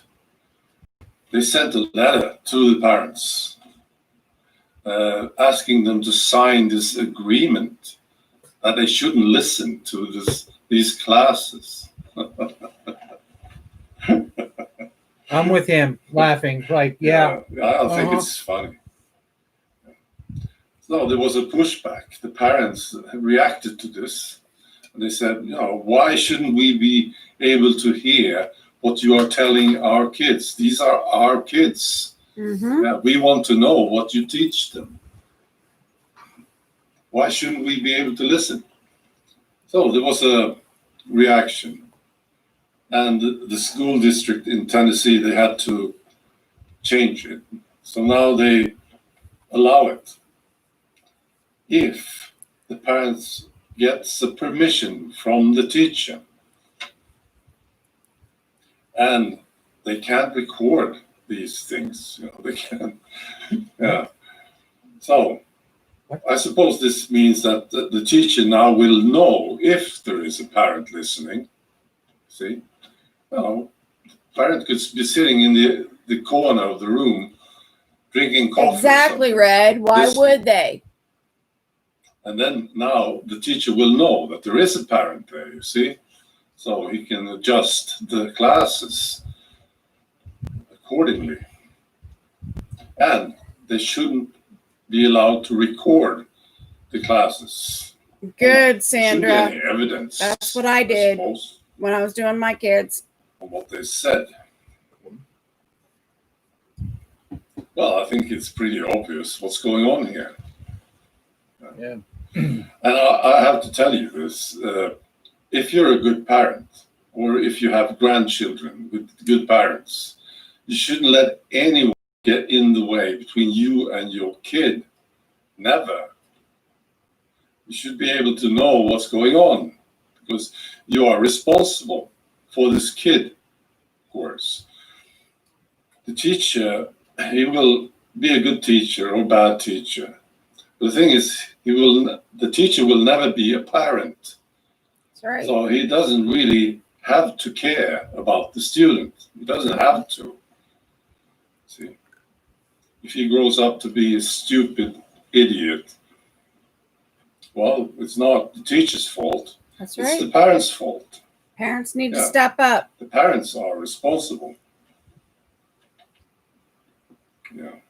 But the teachers also need to realize that they don't need to be brainwashing. In Tennessee said the wrong.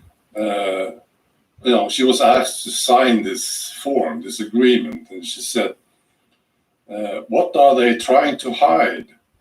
What is the problem? Why don't they let us sit in?"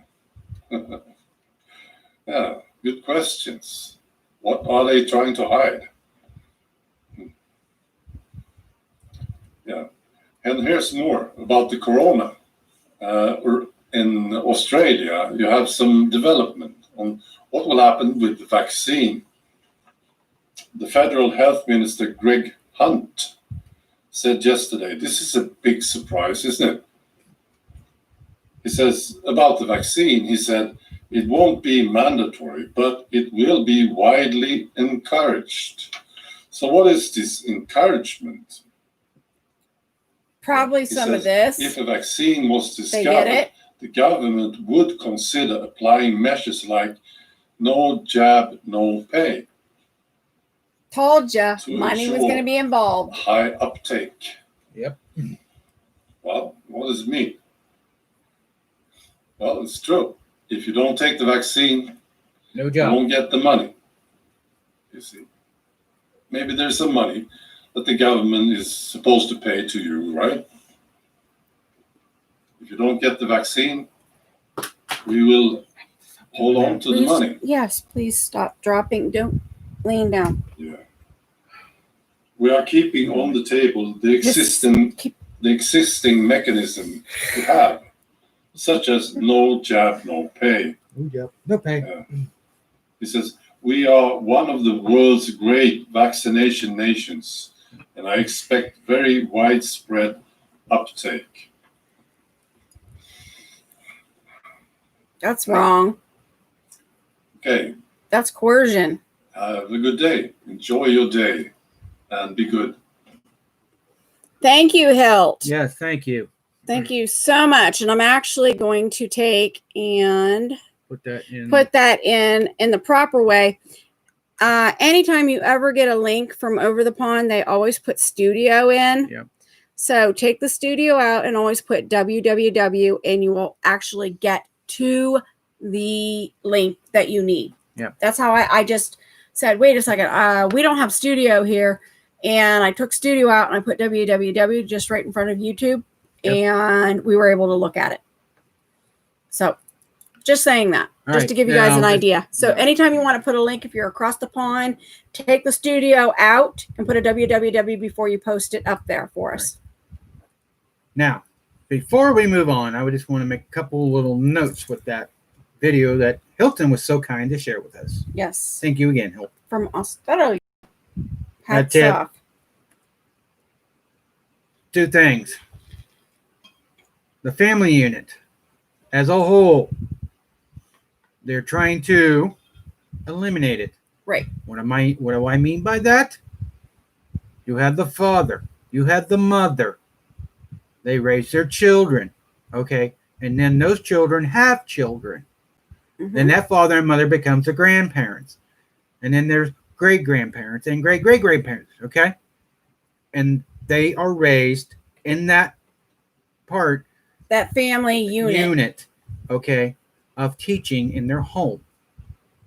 Now, you can always tell, I'm not going to crack on people here, but my opinion now is you can see when kids are raised in good homes, and you can see when kids are not raised in homes that have that nucleus of family. And using the word nucleus, what they are trying to do in the public school system is to bring in, and again, if you were to go back to the Olympic video and everything of London 2012, they have all the nannies and all that stuff around there. They want to make the schools the nucleus instead of the parents and additional as the nucleus. That's our opinion. Yeah, that's our opinion. Okay, now, continuing on to the other part where he said about this vaccine in Australia. Yeah. Okay. It's not mandatory, but encouraged. Well, how are they going to encourage?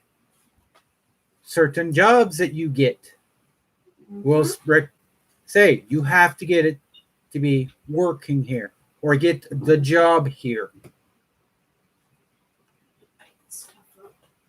And so on and so forth. Okay?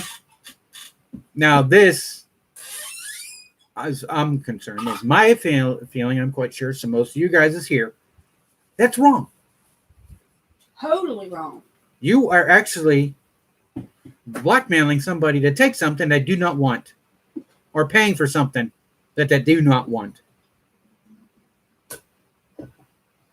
Period. We all have the right to free choice. That's right. Like I said before in other videos, if you want to take the vaccines, that's up to you. You all know our opinion on that. Same with the mask. If you want to wear a mask, fine. Wear the mask. We are not anti-mask. Nope. Never said we were. You want to wear a mask? Wear. You wear it when you go to physical therapy. Yeah, I wear it when you I have go to. into the doctor's offices. But then when I go to other places, I don't wear it. Nope. Because God said that we are to breathe. Mm-hmm. So, Those are the 2 points that I wanted to add on there in that little video. So, yeah, everybody's saying no to vaccines. I knew that was in, but I have to say, if you want the vaccine, that's fine. I cannot change your mind. You all have free will here. Yep. God gave us free will. Yep. And that's what. If you want free will to come to God or not. The old saying goes, you can lead the horse to water, but you can't make it drink. Okay, let's move on. Guns and gadgets. Next one.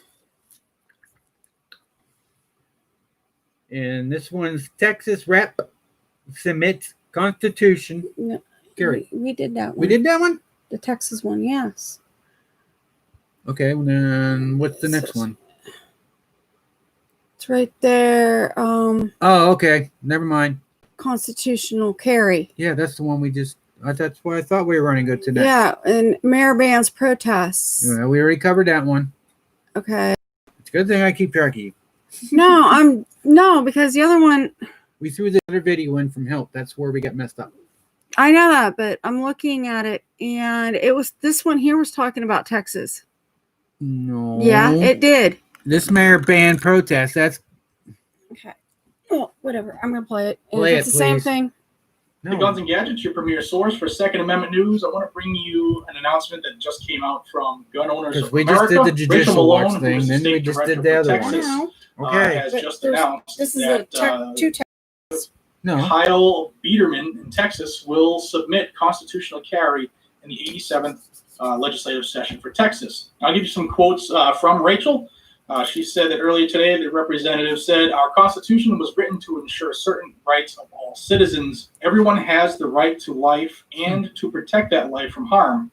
No one should have to pay a fee or get permission from the government before being able to do so legally. I look forward to working with my colleagues to restore the rights of all Texans. Guys and gals, if you live in Texas and you're not a member of GOA in Texas, you need to really join. Rachel. No wonder I love Red so much. Trust me, she does a lot of work in that state, more than one person should do or should be able to do, and she somehow pulls it off. Rachel said this: I'm thrilled that Rep. Biederman has committed to filing constitutional carry legislation. This is great news for Texas because constitutional carry promotes safety and equality while upholding our God-given constitutionally guaranteed right to keep and bear arms. Rachel also says she agrees with the representative. If you're not prohibited from possessing a handgun, you should not be prohibited from carrying it. Texas still requires those who legally own a handgun to get a government permit to carry that handgun. This permit requirement does not stop criminals.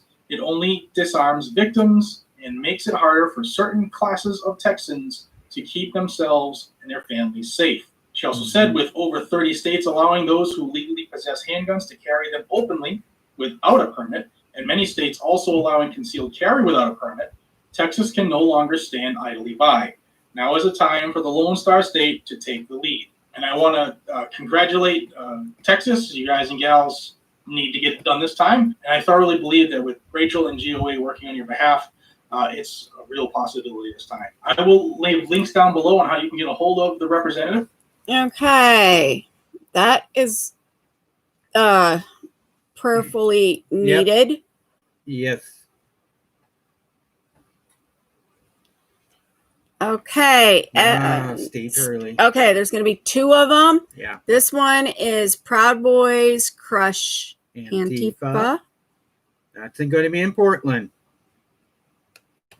And then the next one that will follow is Armed Citizens Rise Up in Kenosha, Wisconsin. Just to give you a heads up. We're going to try to run through these really quick here. The Proud Boys crush a bunch of Antifa soy boys in Portland as law enforcement has begun to side with the... I'm going to move on because... Right in here, we had quite the weekend in Portland. Perfect. Hundreds of patriots, including the Proud Boys, rose up and defended our nation, our law enforcement, at a rally in downtown Portland. And things quickly turned violent when Antifa and BLM far-left radicals showed up in a counter demonstration. Patriots came armed with paintball guns, metal rods, aluminum bats, fireworks, pepper spray, rifles, and handguns.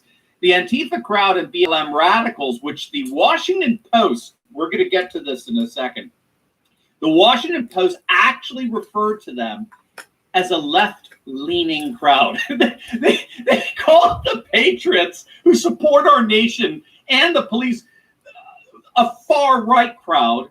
Antifa is left-leaning. I mean, this is fraudulent. These are our so-called fact-checkers at the Washington Post. Regardless, we'll get into it in a moment. The two groups squared off for more than 2 hours, and it was pretty clear that Antifa and BLM agitators, they're just not used to getting this kind of backlash and blowback. Remember, for weeks, Portland Mayor Ted Wheeler sided with the radical left. He's kept the police from a full crackdown against them, only to have Antifa turn against him and demand his resignation. And that's when Wheeler turned on them, and he finally admitted that Antifa was actively attempting to commit murder and trying to burn down a police station with policemen inside the building. And now, unfortunately for this leftist mayor, he has a far leftist district attorney turning against him, this guy Mike Schmidt. He's a rabid leftist. He's refusing to prosecute rioters that police arrest, which in turn has prompted the state police, who were recently deployed to make up for the gap left by federal officers. These state police said, screw you both, we're out of here. I didn't see any of it. The state police have begun leaving Portland, and they're telling the mayor and the district attorney, shove it, because they're completely, they're undermining their capacity to maintain law and order. And so we've done videos on this emerging civil war from within the left itself. We're seeing the left versus the left here, a leftist mayor clashing with leftist Antifa thugs. I heard about it, but I haven't seen it. Leftist district attorney and state law enforcement basically saying, pox in all your houses, we're out of here. Deal with it yourself. But now we're finding that patriots are rising up and standing in the gap, and they're facing down these Antifa thugs and BLM radicals and telling them, forget it. You can forget your little Marxist revolution. We're going to absolutely crush you, and we're going to come to the cities to do it. We're not going to wait for you to come to our suburbs or our exurbs. We're going to take the fight to you on your turf right here in Center City, Portland. Now, in the midst of all this, what's really significant here is that as the two sides began to face each other, the police clearly took sides. Portland police clearly showed favoritism, and I don't think you have to be a genius to figure out which side they keep took. Eric in your prayers. He is in extreme the left-wing activists disguised as journalists over at the Washington Post, they were livid. They were so upset. Look at this headline. Portland police stand by as Proud Boys and far-right militias flash guns and brawl with Antifa counter-protesters. The Washington Post is so livid. These Marxists are so incensed because remember, as the Washington Post labeled them, the Patriots, they're these far-right radicals, right? They're these hardcore radical right nut, gun brandishing, intimidating nuts.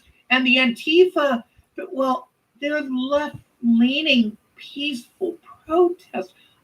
It was nauseating to read. But listen to this from the article. Cultural Marxists disguised as reporters at the Post. They were so upset. Listen to this quote.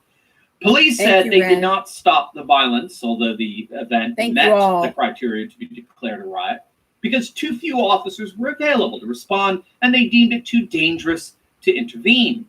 Officers were tired from responding to a much smaller and less volatile protest that was declared a riot the night before, the Bureau said in the statement. And incident commanders also had concerns that officers would be targeted by the crowd. Now, of course, who would be doing that? Who would be targeting police officers? Those Proud Boys and Patriots that were demonstrating on behalf of law enforcement, back the blue, or those who showed up demanding that Portland police be defunded and abolished?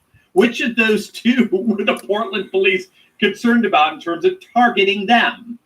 And then the Post article goes on to say, quote, the decision not to intervene was a striking contrast to police tactics at several left-leaning Black Lives Matter protests in recent weeks. Officers have consistently declared unlawful assemblies and riots at nighttime protests that have devolved into property damage and projectiles thrown at police, although those events have involved significant property damage at times.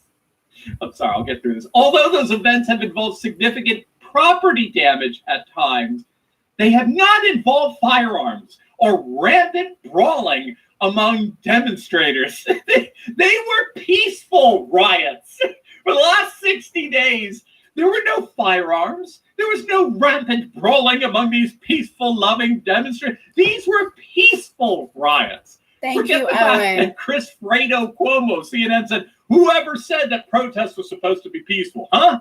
Whoever said that, huh? Well, the Constitution, but never mind. I don't know how these left-wing activists disguised as journalists live with themselves. I got to be honest. Seriously. I mean, I'm just floored at the extent to which they constantly attempt to gaslight these riots, these Portland rampages that are imploding through our cities. They they are literally blind to the fact, the inevitable fact, that once you've validated civil violence and it's not going to take care of it. They won't do anything to do it. Once validated, that's it, man. Your side, the BLM and Antifa side of things, could easily get overwhelmed and pushed back by the rising up of another side. And all you have is yourselves to blame for validating this kind of civil unrest. This is precisely what you get. And it goes on. You're going to love this. Check this out again from the same article. Quote, after the far-right groups had cleared out of downtown, members of the left-leaning crowd reconvened in Terry Shrunk Plaza, which is federal property. Federal police declared the gathering an unlawful assembly and drove the protesters out of the plaza, though the crowd had become largely peaceful as the afternoon waned. I mean, it doesn't get better than this. The Patriots left. They eventually left. They humiliated and crushed Antifa and the BLM thugs. So they left. And Antifa and all these other leftist agitators then gathered back together to protest, and the police said, no, go away, go home. They immediately disbanded them. They said, get the hell out of here. Now, what's so fascinating about this Washington Post report is that the only people they interview are from the far left. They capture the injuries that they suffered, getting beaten by those horrible far-right agitators. They communicated the fear and the frustration of these poor protesters who were. I'm glad you have a sense of humor as bad and taking a principled stand against systemic racism. So odd. I mean, the Washington Post tries to portray this bizarre, sympathetic picture of the very groups that are currently destroying Portland. And so they interview those who were injured in the clash and assaulted by these far-right thugs. They interview other Antifa and BLM activists about what brought them downtown to take a stand. Not a single word, not one word from anyone on the side of the Patriots. Not a single one. So this is why we call them the mainstream Marxist media. They are literally left-wing activists disguised as journalists. And when you have Patriots facing off against the far left, they care only about their far left comrades, right? They're concerned enough that they wanted you to go to the ER. Right? They're heroes standing up against an irredeemable racist system. Here's what it tells me. The Washington Post has stopped writing for the general public, right? For readers in general. They're now explicitly writing for their own fellow leftists. They aren't even trying to hide it anymore. They are now so fully immersed in the leftist echo chamber, and they're not even trying in the least to give some semblance of objectivity, right? Anyone with a brain knows that Portland has not been shut down by left-leaning peaceful protesters. Everyone knows it's being shut down by a bunch of far-left Marxist radicals. Everyone knows that. It's just that those on the left view far-left Marxist radicals as mainstream. That's how far left the Washington Post has become. The bigger issue here, of course, is we are indeed seeing a civil war emerge here. Now, we've talked about this a number of times on our other videos, but let's move on. The civil war that's emerging. We've talked about we've talked about this, and civil war, revolutionary war, whatever you want to call it, it's just going to be a battle no matter what when it comes down to it. Yep. So now we are going to go to Wisconsin. Did you say? Okay. And then I got to move him. Armed citizens are rising up in Kenosha to defend businesses from rioters and looters. Now, once again, we're seeing a riot break out in the city, instigated by a police shooting of a black suspect. Once again, we're seeing looting and rampaging and destruction, demolition. And once again, we are seeing armed citizens, law-abiding citizens, rise up and defend their neighborhoods, their neighbors, their businesses, their livelihood from this collective violent mob that is today's Democrat Party. There have been a number of developments since our last video we did the other day, reporting on the latest rampage that's even now destroying another American city. First and foremost, we now know that the shooting victim, Jacob Blake, surprise, surprise, has a history of gun crime and had a warrant out for his arrest. In fact, it's being reported that Blake has a history of assaulting police officers and resisting arrest. The warrant for his arrest was issued on July the 7th. His past charges involved domestic abuse, sex crimes.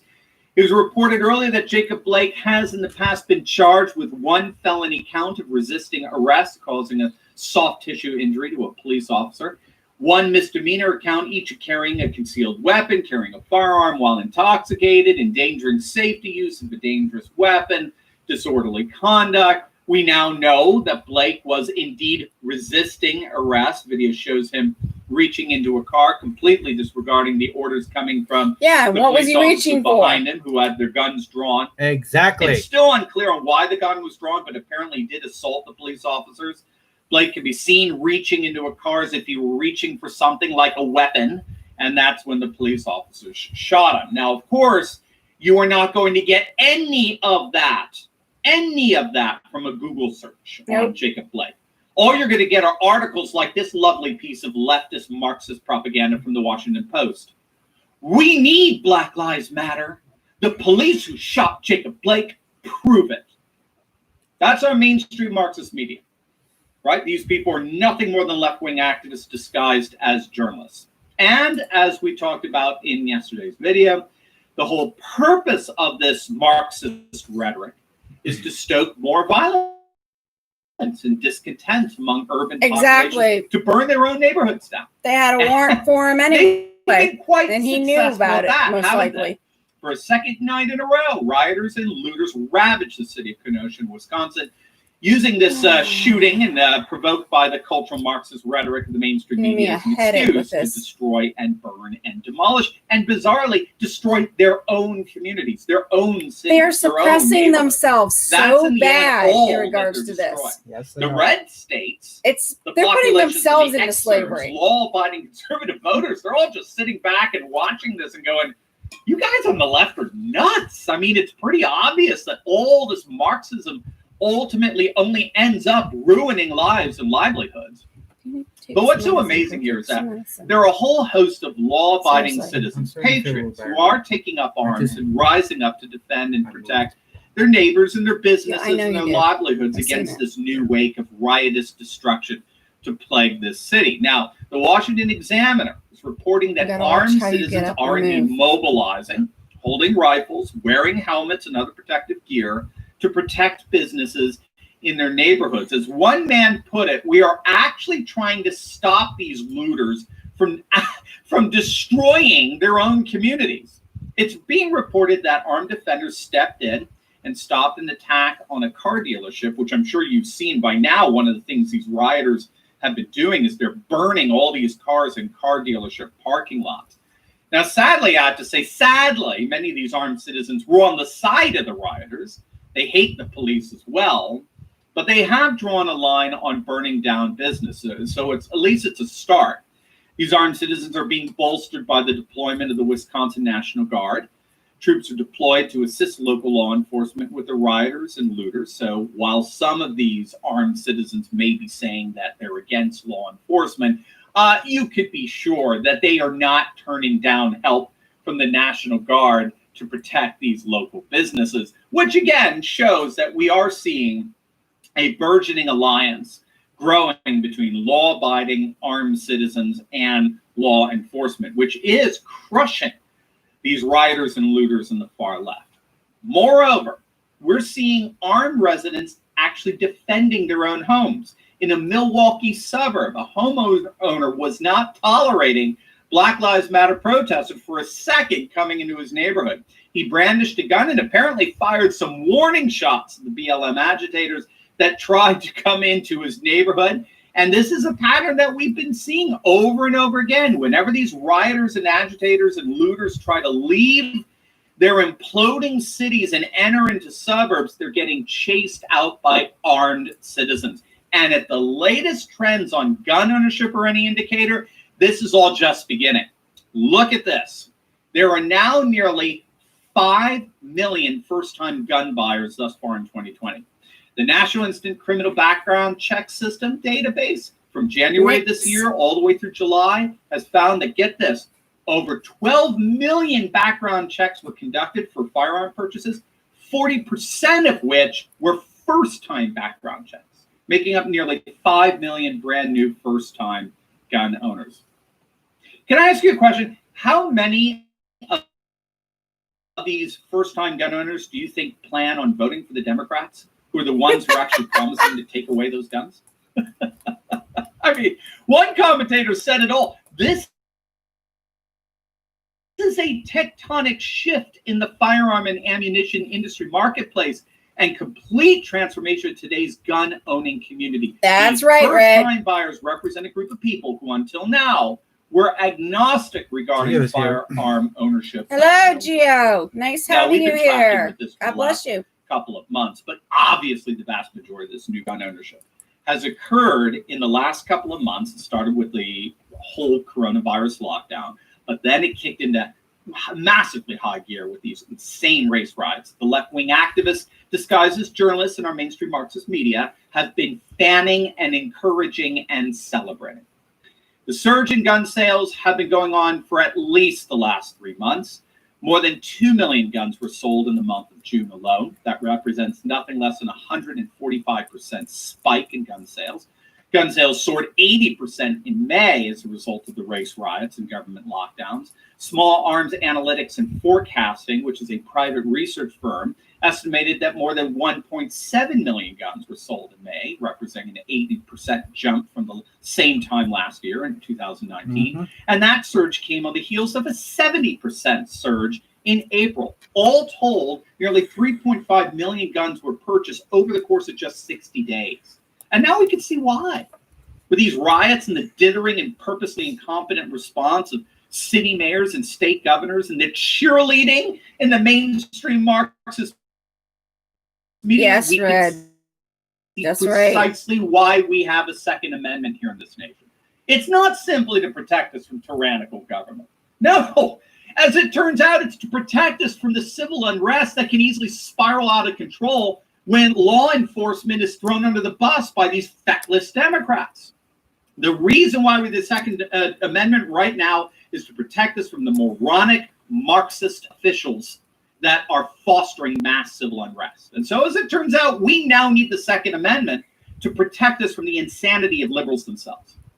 So whenever a lunatic left-wing nut asks you, why do you need a gun? I mean, come on. Because I'm looking at the reason. Precisely because of you. You're the reason why we need to arm ourselves. As you defund and disband the police, as you side with looters and arsonists, as you lecture us about how calling the police is some kind of white privilege. You said you were going to call, so I wasn't sure when. That's all the justification we need to arm ourselves, period. So make no mistake, there really is a mass uprising against BLM and Antifa and the far left. And this rise in armed citizens and this surge in gun sales knows no end at this point. The rising up of law-abiding America against the forces of leftist insanity is indeed happening. And given the trends, we can accurately say the uprising is just beginning. Yeah. Now, before we go, very, very, very, very true. Yep. Very, very true. And a lot of people were paying attention on this uptrending of beans and bullets. Yeah. Matter of fact, where we went for your birthday on Sunday, Wow, was that packed over there? Oh my, they had a grand opening for Royal King. Yeah. A new store down in this what's called Seneca area. And they had a restriction 4 boxes per person for rifle and pistol ammo, and 8 boxes for shotguns and stuff like that. And believe me, when you walked over there, oh my word, it was people crammed in there. There was a lady standing there, and I asked if she was being waited on, and she says, "Yeah, but I'm just waiting for my paperwork." And I looked at her. He says, "I take it you're waiting for your background check." And she goes, "Yeah." Yeah, and the week before we were up at Family Farm and Home, not sponsored by anybody that we speak about. Right. And it took me 4 hours and 30 minutes to get my background check done. I thought it was 2 hours. Or 2 hours, yeah, it was 2 hours and just a little over 2 hours and 3 minutes. No, it was at 2 hours and 3 minutes. It was 3 minutes after. Right. To get my background check done. And that's what I told that lady. I says, "Well, you're going to be waiting for a little while," because I said, my wife just purchased a rifle, and it took her 2 hours, a little over 2 hours to get hers taken care of. And he said normally it's just about an hour, and he couldn't believe how long it took. And there was guys there and other customers and women too. Mm-hmm. Getting either they were buying it right. I mean, just boom, boom, boom, boom, boom. They were filling out stuff, or they were buying ammo. Yep. So I am so glad that we went to the grand opening because we got some awesome stuff. Matter of fact, the shirt that we're wearing. Yep. And I'm just so happy that a while back that we started to stock up on this stuff that needed to be stocked up on. So amen for that. Okay, this is Glenn Beck. And do you have a timestamp or anything for Glenn Beck, or is this just the video? It's just a quick video. Reporting at gunPoint, Elija Schaffer.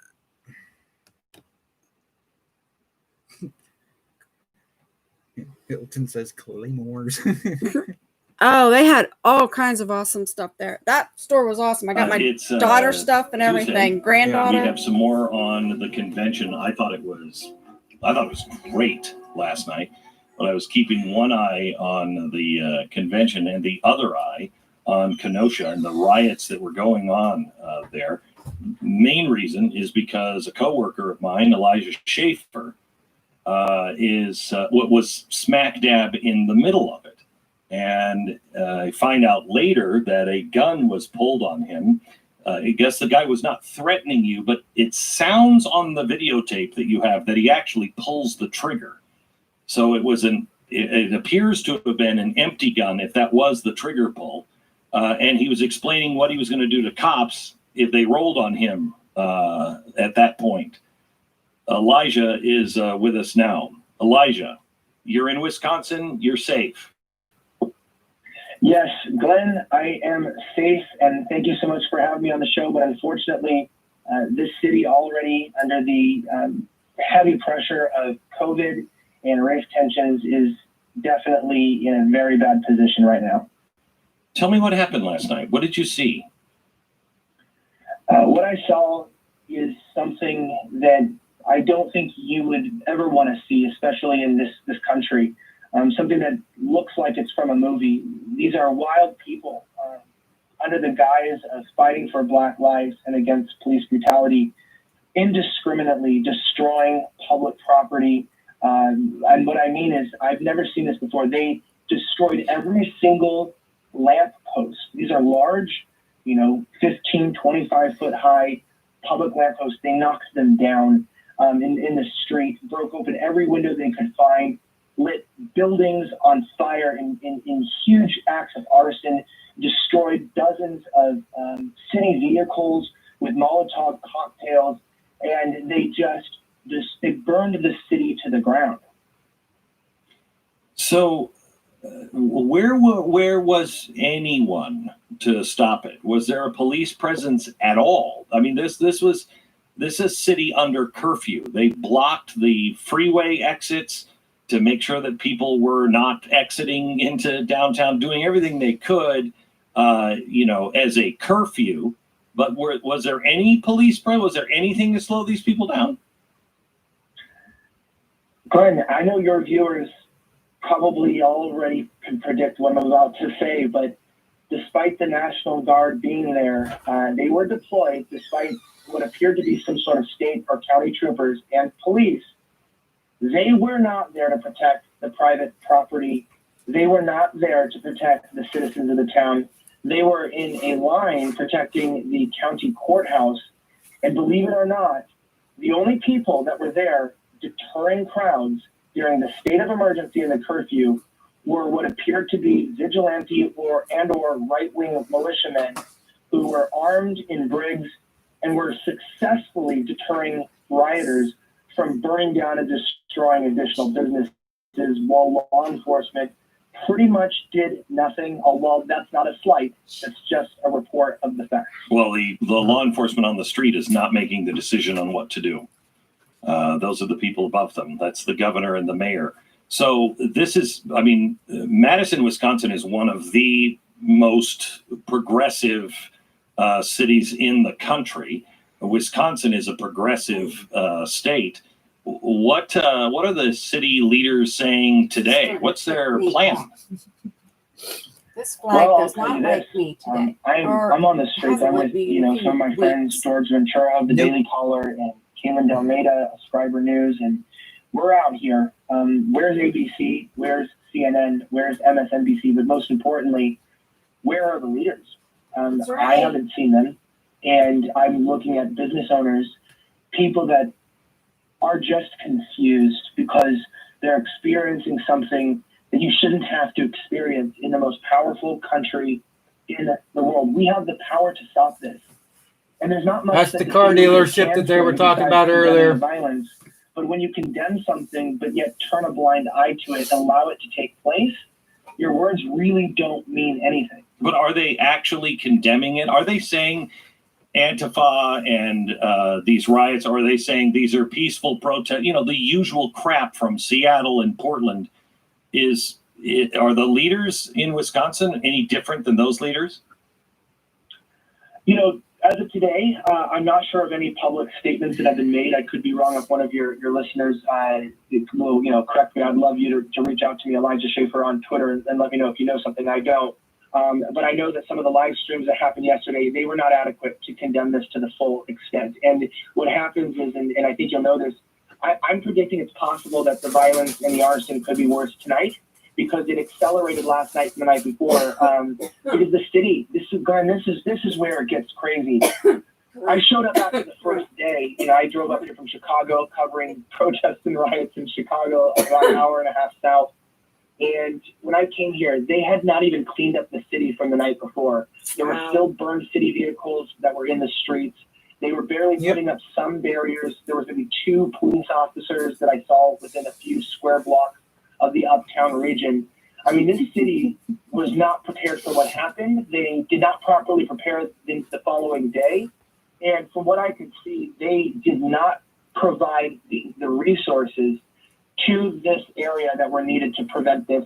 And you have to ask yourself, being from a state, being from a country like this, how do we not have the resources? How do we not have the ability, the National Guard? No, we do have those resources, especially in a national crisis like this. But why were they not deployed? It can only make you think and wonder. Well, I will tell you this. I've been saying that Wisconsin was going to be burned down to the ground this summer because that's where the convention was supposed to be. They should have been more prepared on what to do. Oh, hello, Gavin. So glad to see you here. In any other city in America. It looks like you don't need the Democrats to come to town. They got their operatives there burning things down anyway. Elija, I'd be interested in hearing from the owner of the car dealership that had the sign Black Lives Matter up on the car dealership sign, and yet they burned every car in the lot. Yeah, I'm actually sitting in front of it right now. This is to your surprise. So the first night, they only burned part of the car lot. Last night, they successfully destroyed the rest of it to the array of massive explosions. Honest to God, they have to be people that were let out of jail. These are all the cars right now at that dealership. They're all burning. Or intolerable, I should say, heat. That just, intolerable heat. They have to be ones that were already, they were let out of jail because of... Even 20, 30 yards away. I mean, these are intense flames. I'm looking at that sign right now. I'm not sure if it belongs to the church right next to it or to the car lot, but I will say this, it is melted. These cars look like they're out of a Steven Spielberg film set. That's what I feel like. Good point, Podum. Good point. Universal Studios, but unfortunately, this one doesn't have a nice protests are going to kill black 6-year-olds. And I wonder if the media will talk about it. You'll love this. The Democratic building right next to this, just about a block away, boarded up along with every other business, and it has its nice banners above, says "Vote Blue in November." I'll tell you what, this is what you get when you vote blue. It's ironic to tell people, while your entire city is shut down, it doesn't matter what you put on your doors or your windows or your signs. Criminals do not follow party law. And a party that allows criminals to remain and to act unlawfully without proper consequences is not really a party at all. In fact, it poised themselves against the American people, and they aren't even ashamed or hiding it anymore. And it's just sad. Talking to Elija Schaffer of Blaze TV. It must follow on Twitter at Elija Schaffer. Elijah, you bring up something with this car dealership, and this is what I keep coming back to over and over again with every story you're covering like this. Day one, I understand. Like night one, you have this incident. It's a surprise out of nowhere. They burn half the car lot to the ground. Night two, I don't understand. Why on earth is the other half of this car lot being destroyed on night two? Isn't there any uprising from the community saying, this is crazy, stop this? I wish, but I'll tell you this is not the only car lot that ended up being destroyed. There was at least 3 other car lots that were the targeting of these vigilantes, both Black Lives Matter rioters. Exactly. The colors, et cetera, and the markings. But also, there were Black Bloc Antifa. I noticed some journalists and people from Portland. These people get around. They move in directions, the same direction, which is towards chaos. And I cannot tell you how sad it is to realize that we do live in a country where the government cannot protect your property and cannot protect your livelihood. And the only businesses that I saw that did not get attacked were the ones that took their own precautions, put it forward, and in many cases, and this is where I love this Middle Eastern gas station owner. Yeah, we talked about that. He was out in front with his boys holding back some very serious firearms, and I'll tell you what, nobody damaged that business because he came prepared and he knew what it was going to take to live out the American dream. His business still stands, while the car lot next to it is completely burned to the ground. Okay, I've got so much to. Maybe we'll have you on tomorrow if we can to cover what happens tonight. You say it's going to be worse. Let me just wrap up with this. The video. Let's play the video of the guy pulling the gun out of his pants and pointing it right at Elijah and pulling the trigger. That's right. That's right, man. Click. And what he was talking about is what he was going to do to the police. But and when that's how fast it can happen. Pulls a gun out, a large gun, and pulls the trigger, what did that feel like?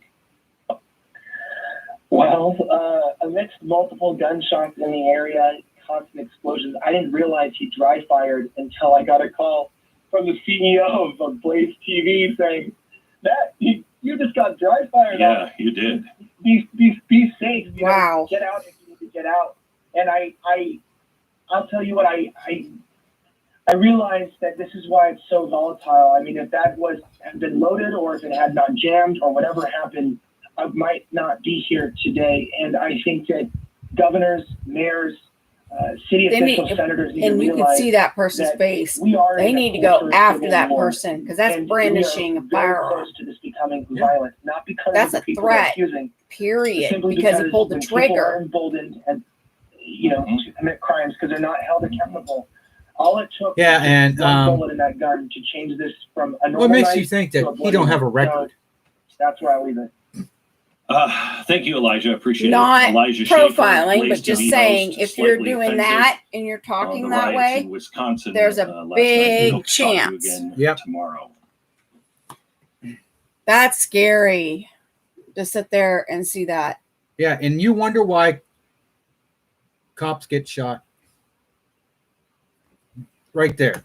I know your sentiments on that aspect, okay? Yeah, I know. And the thing is I'm not against them. I am wanting them to have more training and understanding so they don't do stuff that's stupid. Right. And if they've got complaints and they've got a pile this big, then they don't need to be an I see you officer. eye to eye on that. But I do have an issue. I know you have an issue with that part of it on that. But because I can't, honestly. I mean, what if you were walking down the street minding your own business as a citizen? Okay. And this dude walks right by you just like this happened. And all of a sudden you see him fiddling around with his pocket. And Believe me, I'm already ready. Well, you seen how fast that happened. Yep. And next thing you know, you're looking at that. Yep. And if somebody wasn't paying attention to really what that was at first, okay. I understand that. I truly do. And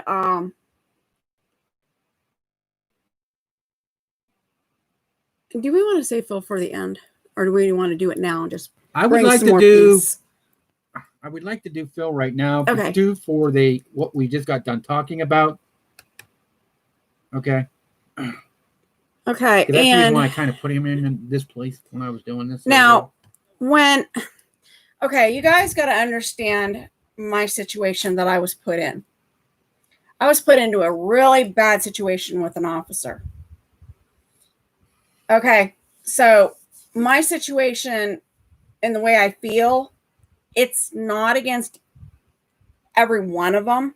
It's bad cops doing it in retaliation. And he flat out had retaliation against me. Yeah. And I didn't even know this person. And it's because he had retaliations against firefighters. So when that comes down to it, I have an issue. Because you know what? Firefighters are going to be there to sit there and help rescue and try to save your home. And he stepped in being a lawful fire police, firefighter, and a first responder. And I did, and everything was given to me as I was running a courtesy light. Everybody had stopped to let me go, and I waved them on.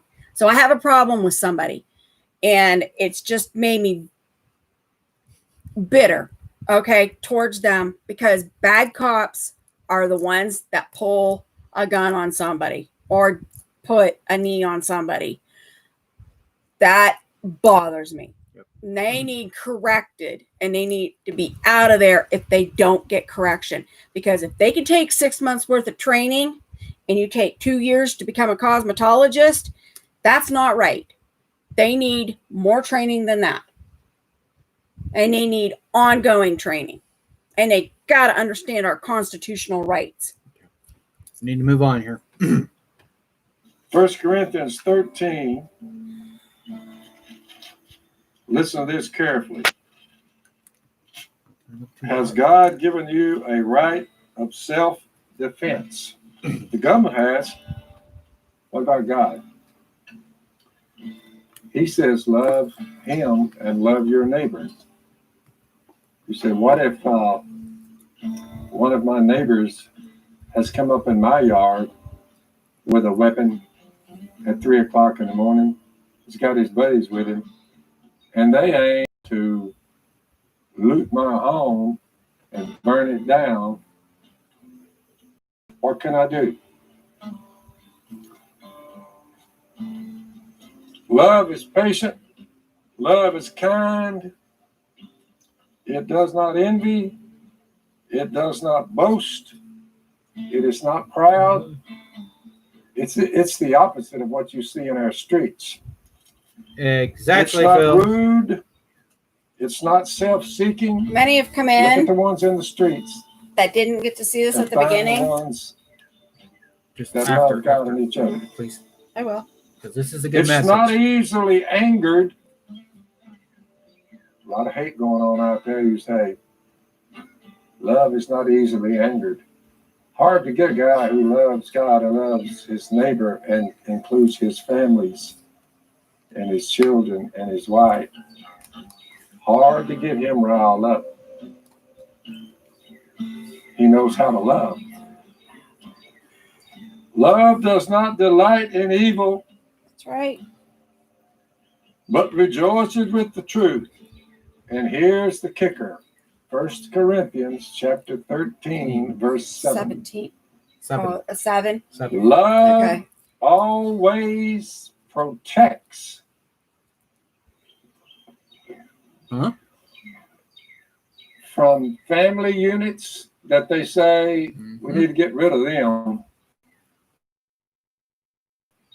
Where love is embedded within the family structure. Faith, the Law Robertson's enforcement personnel family. come out of family groups. That's the way the Bugging world me. operates. Hope that doesn't Husband, clear that. wife, children, Thinking that. cousins, uncles, aunts, grandpas, grandmas. It's the way it is. They say we need to get rid of the nuclear family, where the patriarchal family, like the one I have. I'm the grandpa We have. of grandchildren and great-grandchildren. And as we both Miss were Kellie raised is too. grandma. Yes. Great-grandma. Definitely raised. Great-grandma was coming up. You're like, Especially when you start dating it's a me. structure. You even got into From it. top to bottom. Please. I have to protect every one of them and my neighbors. If I love them. Law enforcement is there to serve and protect. God implemented law enforcement. They're doing what they're doing. They should be motivated by love for their neighbors. So they're going to police the neighborhoods and let them know we love you. We're here to punish wrongdoers who are envious, and they're boastful, and they're proud, and they're rude, and they're self-seeking, and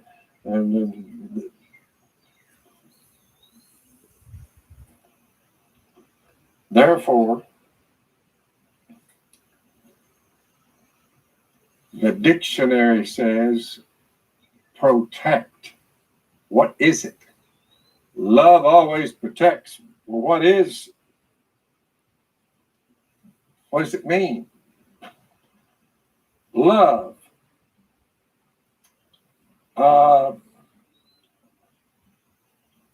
means to defend. You're right, Hill. Love protects. That happens all over. To keep from harm coming their way. You're like, So if you love them, you must prove it by defending them, sheltering them from evil, fixing it so they won't be harmed. Defend. Love always protects, which is it always defends. In the family unit, and your neighbors are right next to you over there, and you say, well, do you love your neighbors? You get along with them? So, yeah, great. Good, godly people. And even if they're not godly, and they're right down there. You say, yeah, they're my neighbors. Yeah, well, if you see a bunch of thugs coming up in there in their yard wanting to do them harm, you have a God-given right to go down there and say, I'm here to protect you. How many are there? How much ammo do y'all have? We would have much rather they study the Bible and they love us like we love them. But what if they're hell-bent on evil and they're coming after your family, your property? So as a last resort, we tried to get along with y'all. We tried to get along with you. We would have a lot rather sat down and had a meal with you and maybe find out what your problem is or why you're mad at me and you want to steal my stuff and hurt my family. But you wouldn't allow us to love you. You came to kill and destroy. Kill, steal, and destroy, as it says in the Bible. One, and we're here to protect what the devil does. Our family and our property to the death.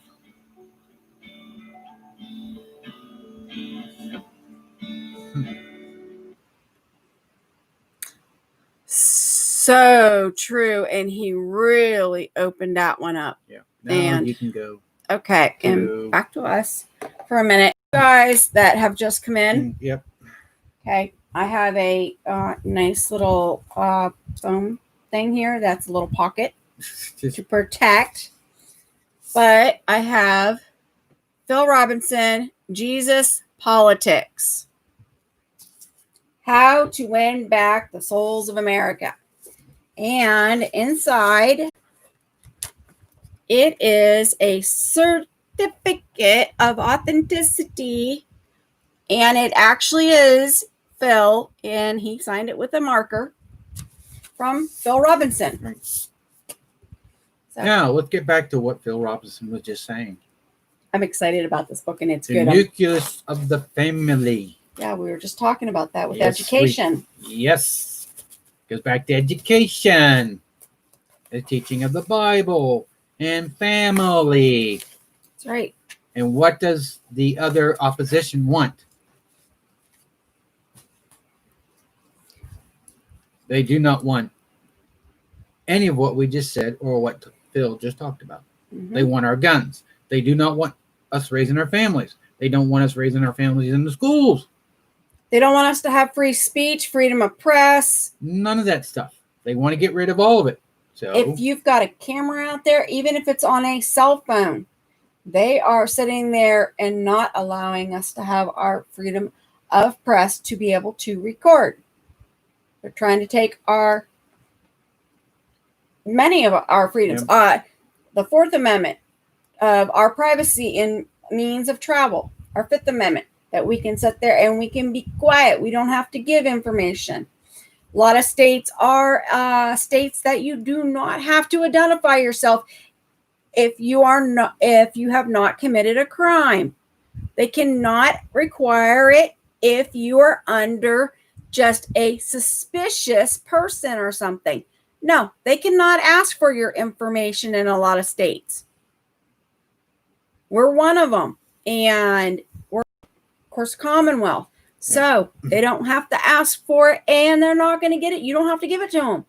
If they threaten to arrest you, they're going to be in trouble if they don't have a means of saying, okay, you have committed a crime. Yep. Gio. Yes, they are trying to eliminate us. Yes. Period. And they are trying to bring in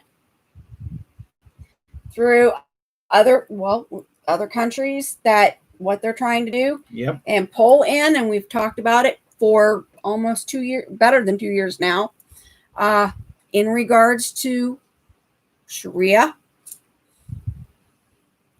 and actually paying people to, if you turn over yourself, you get like $1,000. If family goes and comes with you and it's all in a unit, it's like $6,000. Right. They are bribing you to get into that. If not, they want to come after you and they will harass you. They will take and do everything that they can do against you under their law, not religion, Right. their law. That's right. And Zach, you're forgiven. Okay? Don't worry about it, man. And Gio, correct. We will never surrender. That's right. They thought 3% was going to stand up. There's going to be more than that when it comes right down to it. As one movie said, and I've seen this was years ago. How did that phrase go? No retreat, no surrender. Okay, I need timestamp on that, please. 30.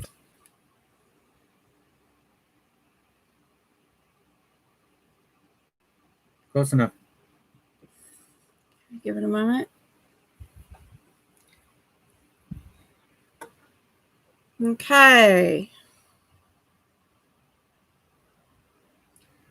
That helicopter's flying over, Stat's over. Yep.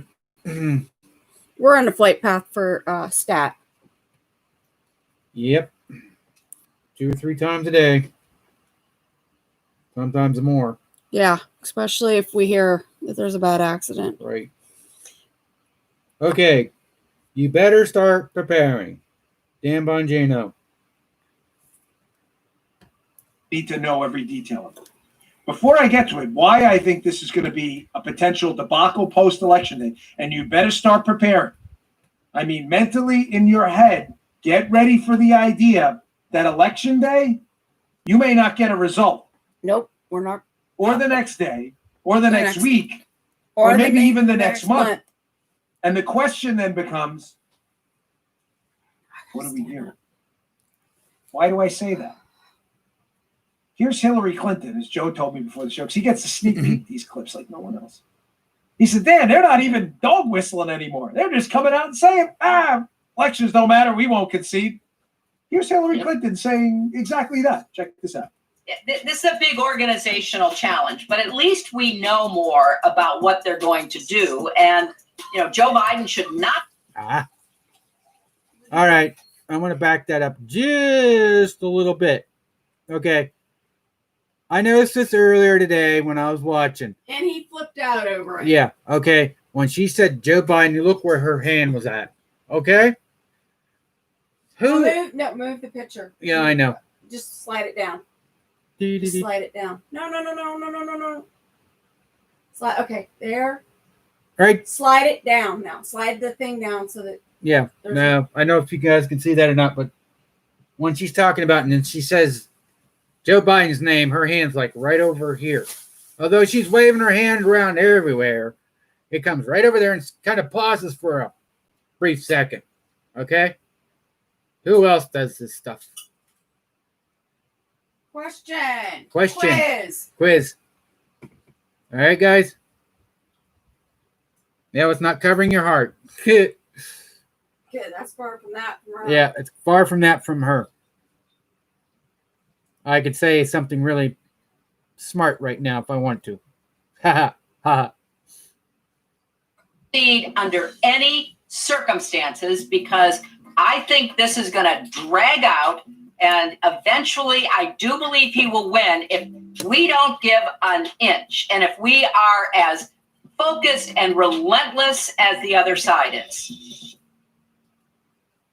That was from the recount, and that's an interview Hillary Clinton conducted with Jen Palmieri, former Clinton swamper right there. And she's like, when Hillary says that, you see what she does? My elbows don't show. Yeah, yes. My elbows don't work either. This is my shoulder. So imagine it's 2 arms. Yes. Other arm. Hold up. That other arm seriously doesn't work. Am I messing with you? Can't even do that anymore. Imagine me as a referee, Joe. Field goal. Oh. The arm doesn't work. She's cheering. She thinks this is great that Hillary's actually recommending that Joe Biden, who could lose, not concede. Did you ever in your lifetime, serious question, not hyperbolic, not a joke, not intended for effect, did you ever in your lifetime think we'd be asking questions like, what if the candidate who loses doesn't concede? What does the military do? I know you did. No, Joe, No. serious. What does the military do? Who's the commander in chief? No. No, Dan, that only happens in third world republics. Just listen. Not according to Hillary. What if they don't concede? Now you may say, well, what does that mean? What are the mechanics? And here's the reason I found this article so fascinating, because it goes through the actual mechanics of what happens. Let's go through this, memorize every bit of this. This is important. Screenshot 1 from the journal piece. Ladies and gentlemen, under current federal law, the presidential election must take place on November 3rd, unless the laws change, which it won't. November 3rd is the date of the election, period, full stop.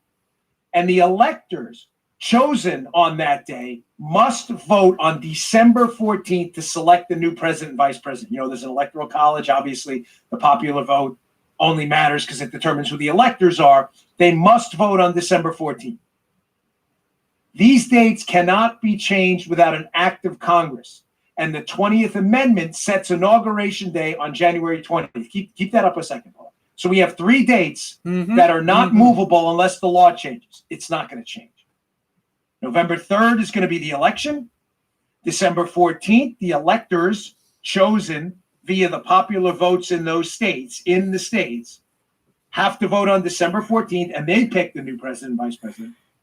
And inauguration day is January 20th, 2021. Not movable. There's not going to be a change. That is the law. Yep. That's not Hillary Clinton's opinion. It's not Donald Trump's opinion. That's the law. Everybody get that? How do you get those dates? You say, well, Dan, those dates aren't in the Constitution. No. But the Constitution prescribes a process, and laws were written according to that process. And here's what the law says, which gives us those dates, because they're not the same dates in every election cycle. Let's go to takeaway number 2 from the article. Very important stuff here. Congress has done so by enacting laws mandating that, quote, the electors of the president and vice president shall be appointed in each state on the Tuesday next after the first Monday in November, this year, November 3rd. Yep. And that the Day after Electoral my College birthday. must meet and vote on the first Monday after the second Wednesday in December, this year, December 14th. The law. As the Supreme Court held in Foster versus Love in 97, taken together, the relevant constitutional and statutory provisions mandate, quote, holding all elections for Congress and the presidency on a single day throughout the Union. What's the takeaway from screen cap 1 and screen cap 2? The dates aren't changing, folks.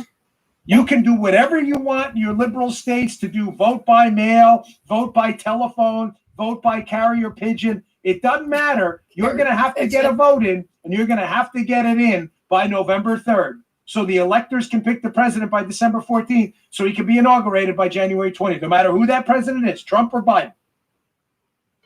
There's not going to be any law change. Does everybody get that? Because the way Hillary Clinton talks about it, you would think that this non-concession has some kind of legal basis. In other words, her recommendation to Joe Biden, you see where I'm going with this, Joe? Her recommendation, Yes, I do, don't yep. concede, has no legal weight whatsoever. Bingo.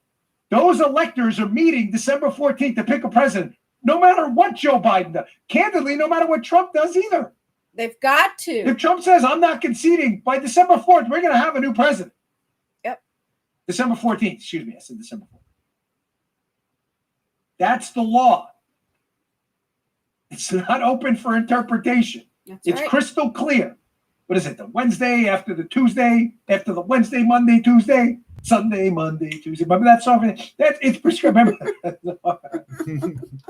Video producer Drew. He was like a key figure in that whole music movement. He always laughs when I sing my dopey song. Nothing's changing. Whether they concede or not, December 14th, you're going to have a president. Yep. Now, the obvious questions. We have 3 more screen caps from this piece. Very unusual, very good. What if December 14th comes and states are like, we don't have a winner. We got mail-in votes coming in, vote by carrier pigeon, email votes. We got Twitter votes coming in. We're taking the online surveys. What if the states say, we don't have anybody yet? Well, there's a process for that. Mm-hmm. Will the process hold? Let's go to screen cap number 3 here from this excellent piece. It follows that although state statutes permit the use of certain mail-in ballots sent on or before Election Day, that's November 3rd, no ballot cast after November 3rd is constitutionally valid. That's right. No ballot cast after November 3rd is constitutionally valid. Remember the screen, keep this up for a second. The screen cap I just read before. The law, according to the Supreme Court case, is elections are to be held on the same day.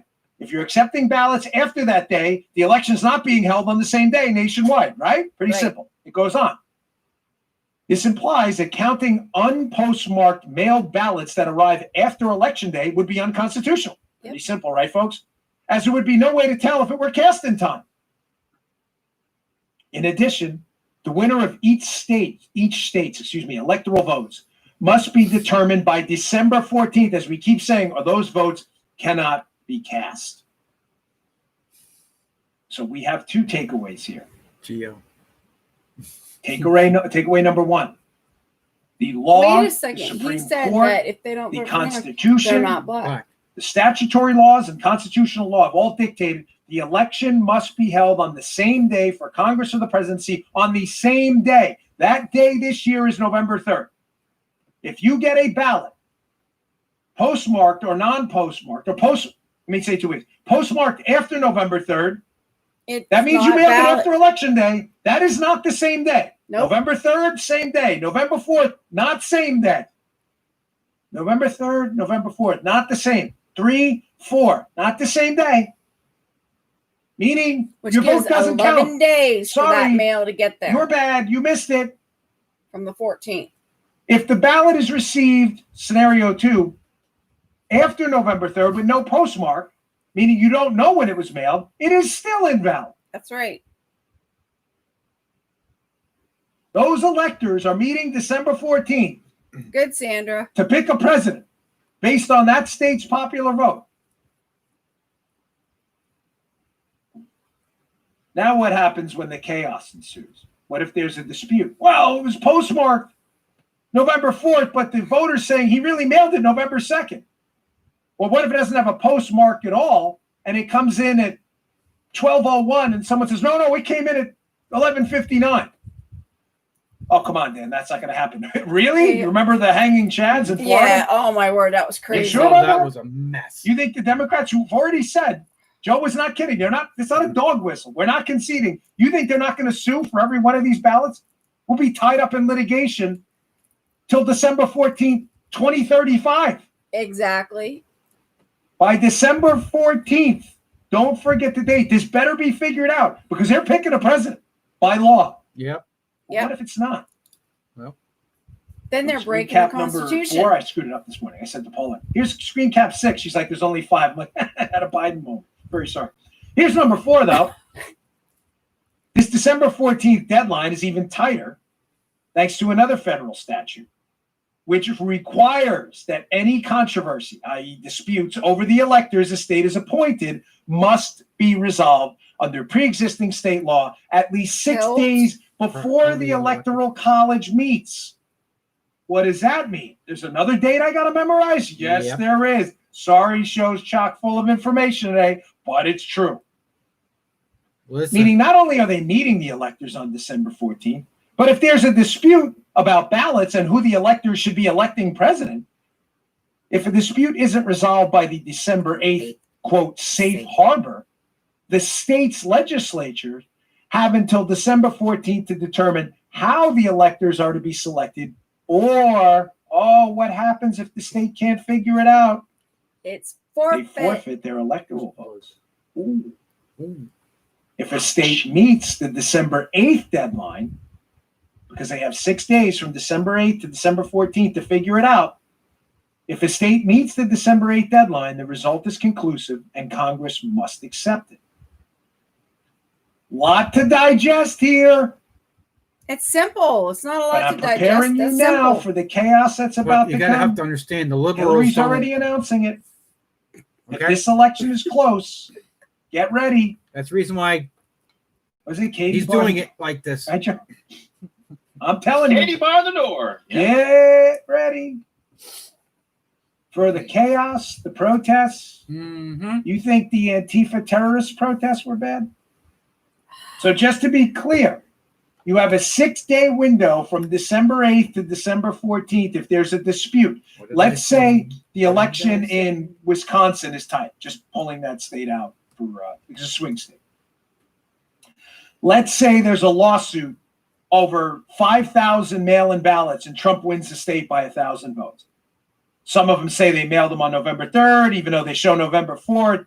Some of them claim it was at the post office at 11:50. Some say it was at after midnight. There's lawsuits over 5,000 ballots.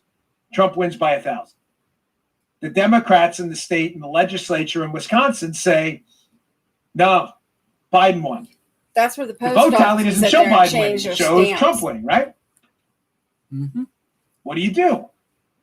Well, 'Cause they there's a did law for that. Some other things. You have 6 days between December 8th and December 14th to tell your electors who are going to elect the president on when? December 14th. Tell them what to do. And Congress must accept it.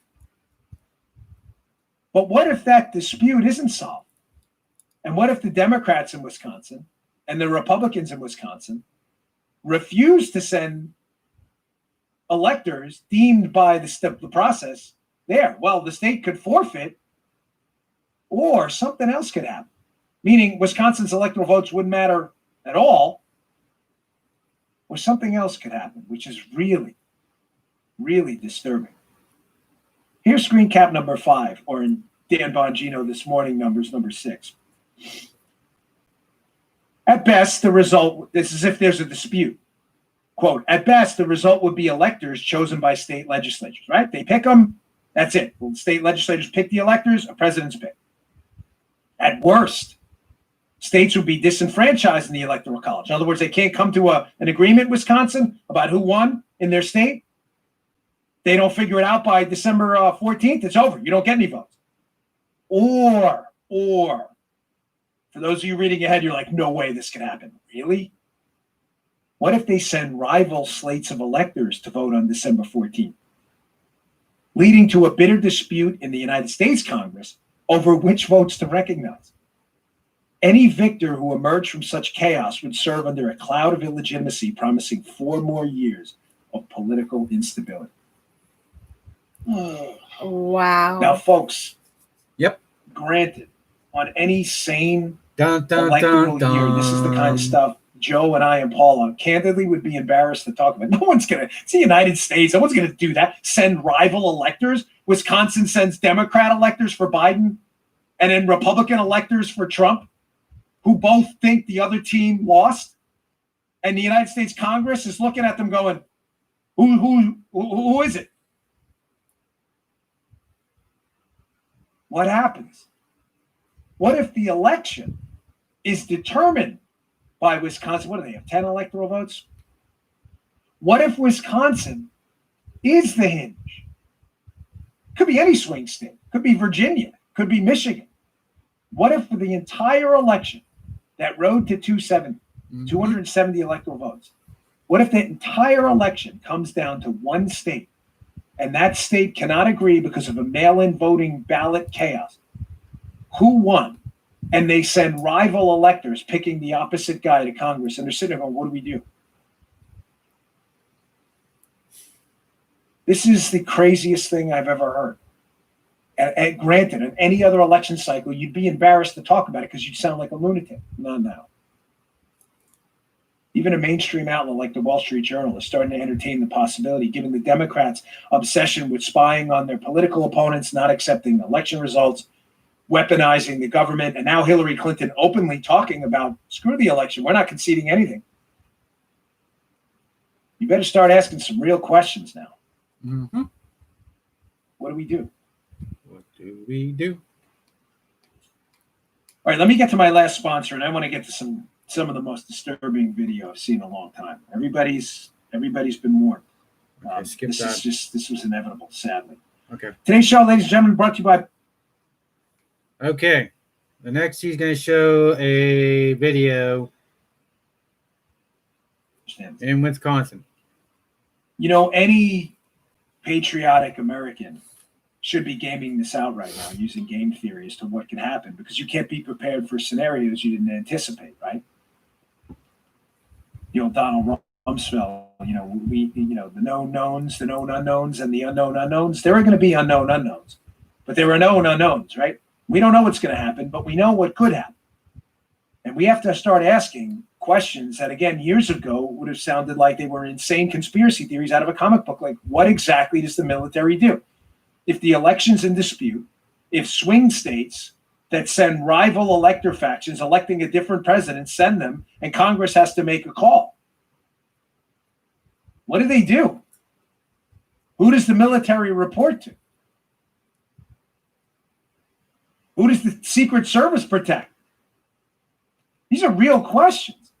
Who does the Department of Justice answer to if forced to investigate election fraud about the election in dispute? If your mind is bending right now, so is mine, because I don't have an answer. I don't know. Your answer is going to be, the military reports to the guy who won. Who says who won? CNN or Fox? Really? Who says? No, Wisconsin says. No, they send rival teams. They're saying different things. Biden won. No, Trump won. Really scary stuff. This is the Democrats' point. Okay, last night, the violence in Kenosha after the shooting of Mr. Blake, which we don't have the details on yet. We're going to go on to that. We don't have the details on yet, but of course, liberals who absolutely have fallen in love with the idea of inflaming anti-police and racial hatred in the country have to jump to conclusions and defend most. All right, there's one other video in here that's a little further back. All right, keep going forward. I think it's about in the middle. Oh, okay, keep going. Keep going.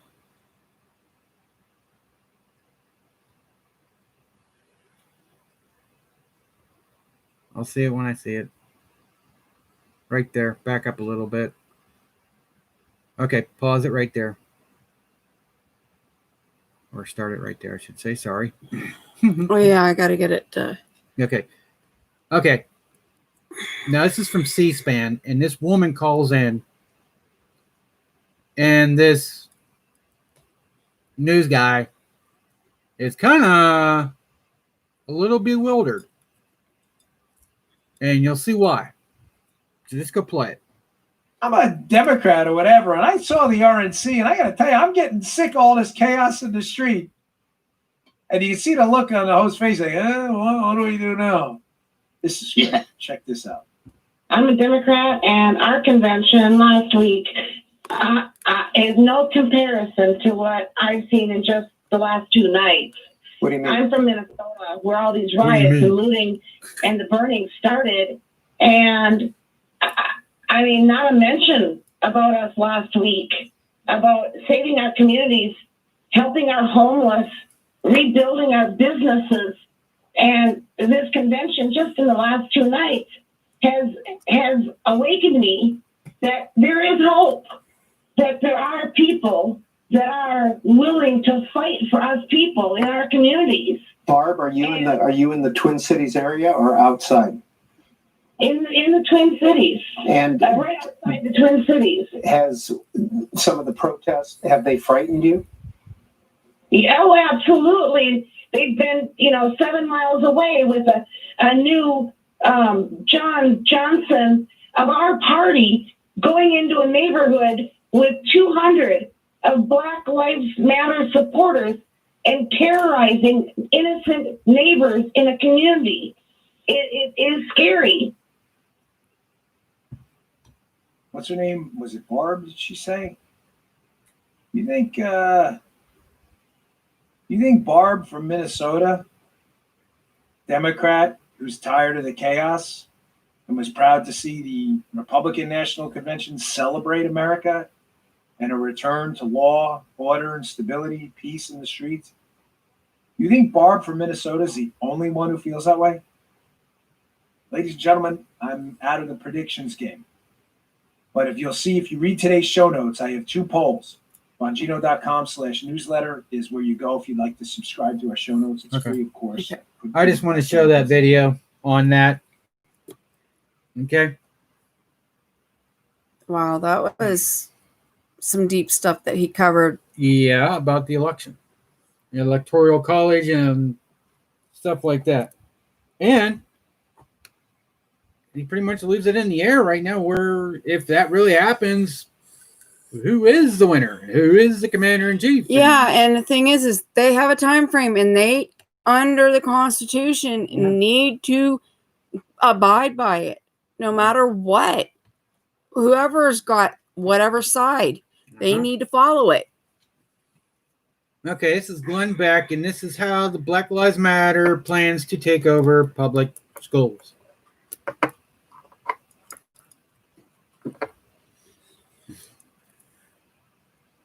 We have threats from all sides today.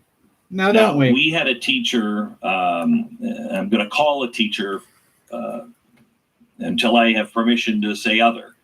But I don't know where this person is, but they provided a document dump of what's happening in the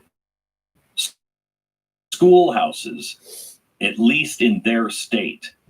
But this is not a problem with just one district or one state. It is everywhere. On Wednesday night, I'm going to show you 800 documents. And one. Okay, he spoke of states. Pardon me. They are going around our state for the census.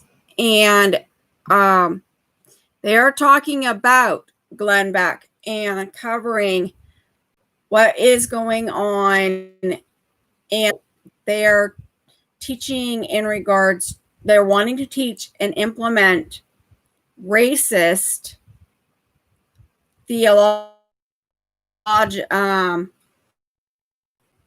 basically theological information to the children without the parents being able to see what is being taught. And it is spreading outwardly. And the census people that are going around are actually informing people about what Glenn has spoken about. So just giving that information out there, that there are people that are actually standing up and saying, we need to stand up for our educational system. Just saying that. Is more terrifying than the next. Today, I want to show you one. This is the Black Panthers 10-point program. Now, according to the documents that we have seen, the idea is to get kids to think that the Black Panthers are neat and that they're great and they did a great service in the past and they're good friends now. And this particular school assignment is to memorize the Black Panthers 10-point program. We believe that black and oppressed people will not be free until we're able to determine our destinies and our own communities ourselves by fully controlling all of the institutions which exist in our communities. That's point number one. So in other words, you can't hire a white person. You cannot have a white person in that government. You're bad. This is the reason why we have freedom of religion. We have it because the state wanted to control who could actually participate in the state. Wait, what? If you wanted to be the mayor of a town, and our founders went from village to village, town to town, to testify on behalf of a separation of church and state, if you will. The churches are protected so the government cannot interfere with the churches. That's right. But also, the founders felt it was important that you didn't have a litmus test, that you had to go to this particular church or believe this kind of set of beliefs to be able to run for office or be a member of the community.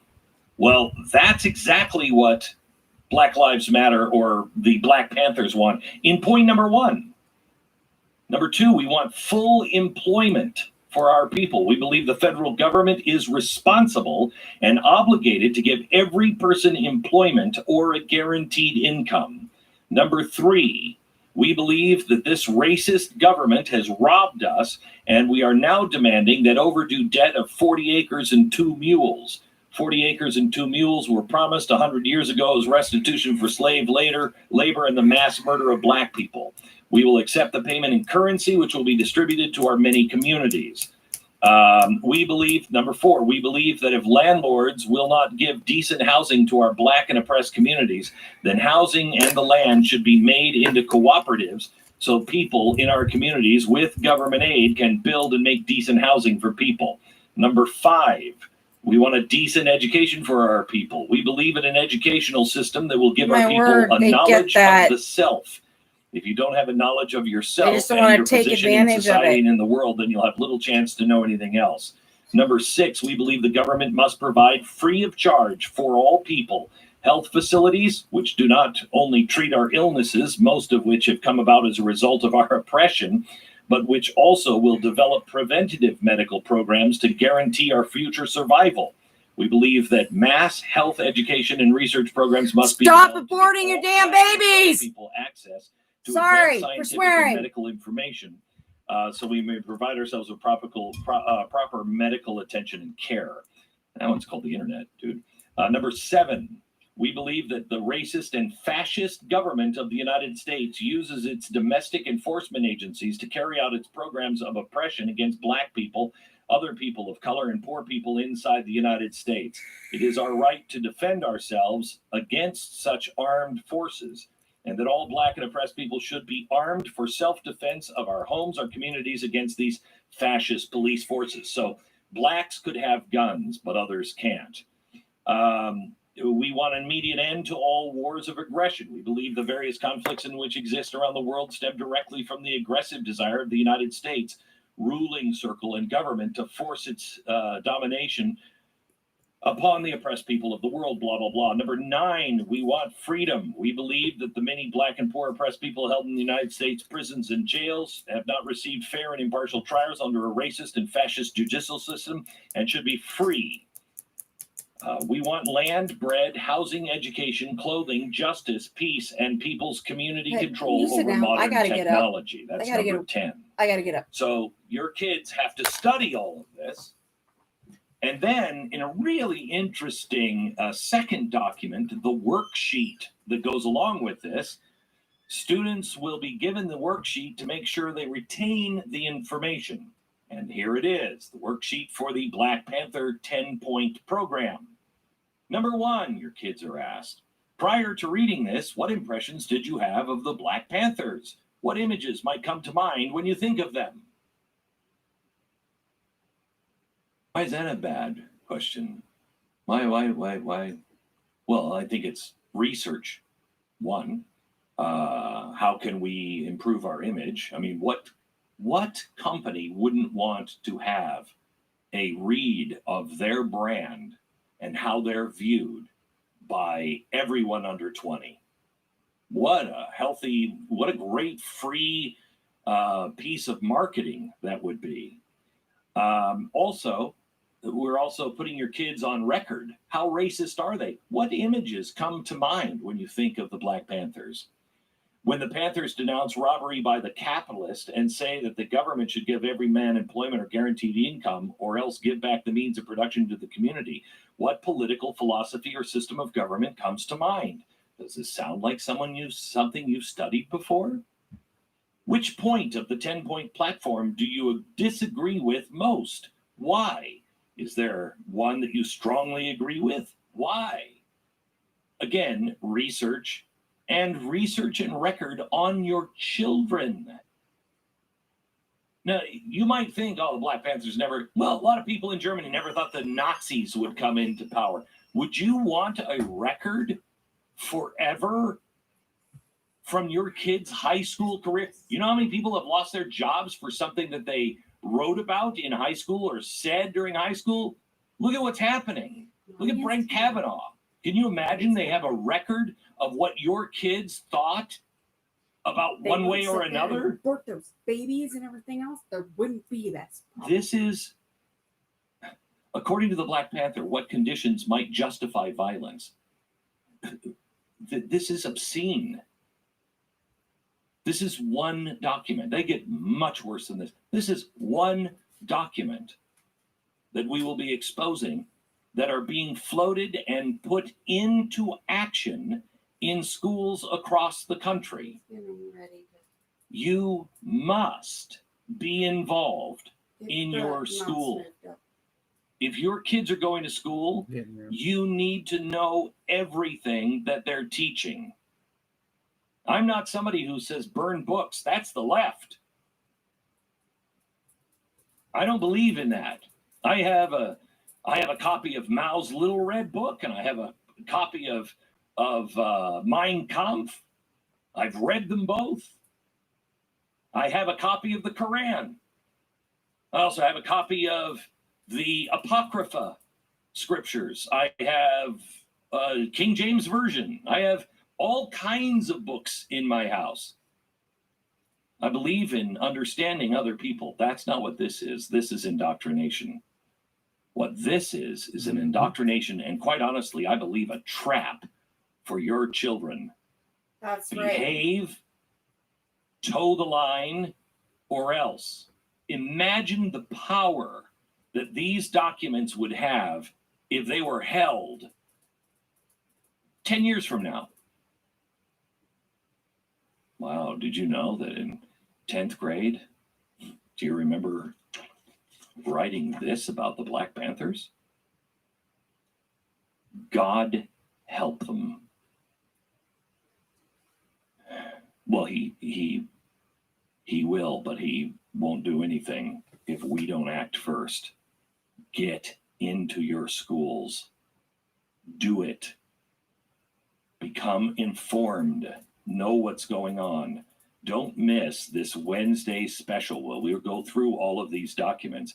And I believe we have the Secretary of Education on, Betsy DeVos. I'm not sure if that's been confirmed yet, but I think she is on Wednesday's broadcast as well. You don't want to miss this. blazetv.com/Glenn. Use the promo code Glenn. You'll save 10% right now, but join us and share this information. It's blazetv.com/Glenn.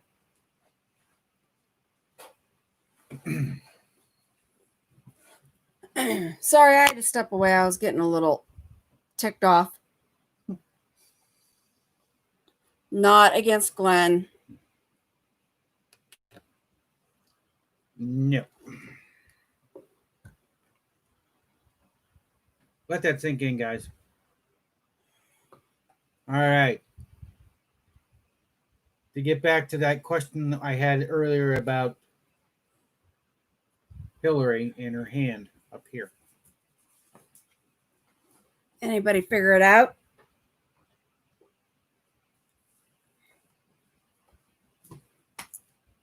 And it's this way, excuse me. Not this way. It's this way.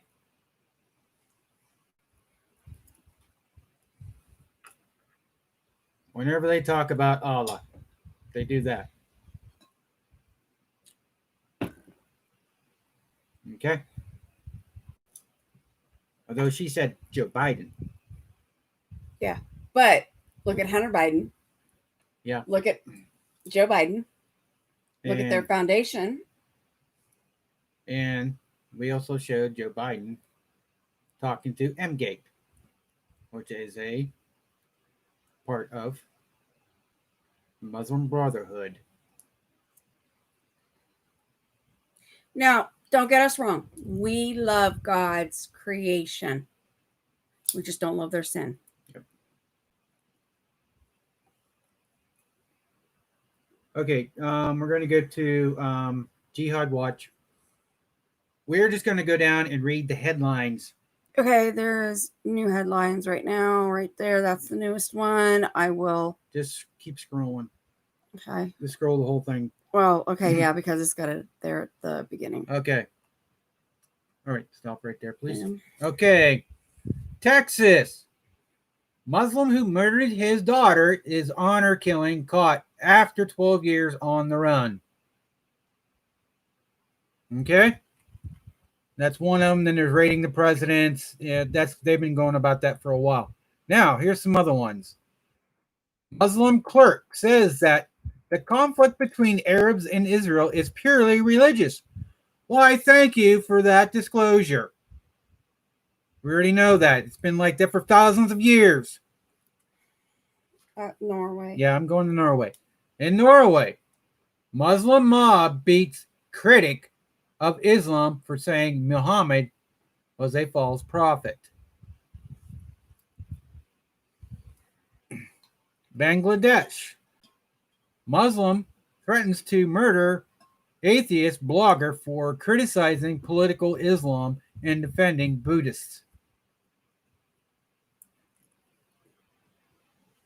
And also from Saudi Arabia, curb your enthusiasm. Arab wants Israel to pay an expensive price. Okay.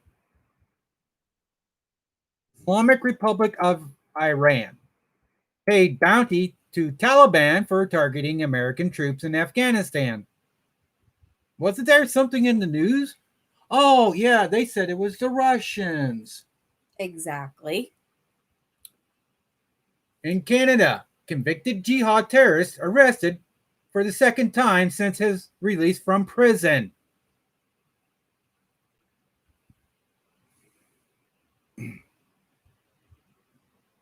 This one gets me.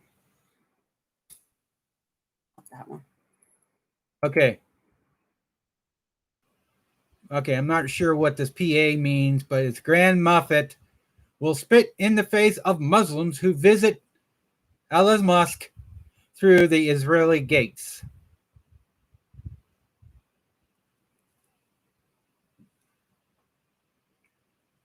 Oh, you didn't go over to the other one. You got to crisscross over, please. Let us now praise. And then famous got a line through it. Unknown men. A.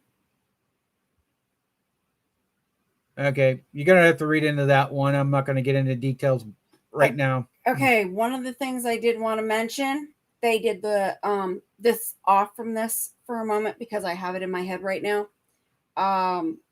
They had the awards, the AMAs in New York. Yeah. And they did not enforce the their bug mask issue for that went on last week. Oh, okay. I just wanted to bring that to people's attention. So all you have to do is Google it and look it up. That the New York governor said, oh, it was okay. Yeah. And the mayor. Mm-hmm. Italy. So hally weird. Yeah. Salvini threatens legal action against leftist coalition government for aiding illegal Muslim immigrants migration. We did again. Yeah. Salvini threatens. It's in Italy. Yes. Legal action against leftist coalition government for aiding illegal Muslim migration. Got that one that time. Turkish government axes proposal to set up a counter-jihad study group with the UK to fight Al-Qaeda. Oh, really? That's nice. Okay, this is from the States. This is from Buke Video. Mr. Farrakhan, with one word, can you free the black slaves? This is about a gentleman from Sudan who was a slave in the Sudan and escaped his enslavement. Now an abolitionist.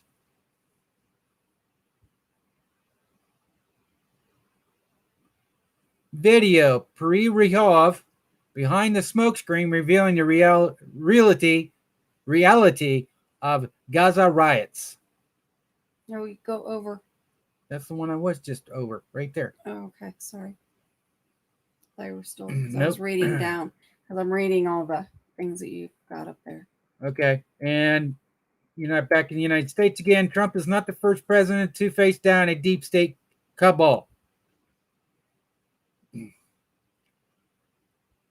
Muslim enraged at Kenyan West for making a mockery of Islam by naming shoes after a Islamic angel. Angels. Okay. Angels. Okay. Pakistan. Married Muslim with 4 children kidnaps 15-year-old Christian girl. Cops refuse to help victim's family. All right. Thanks, guys. You're so kind. I know. I'm going to that one next. Pakistan. Muslim beats Teenager Christian girl for refusing to convert to Islam.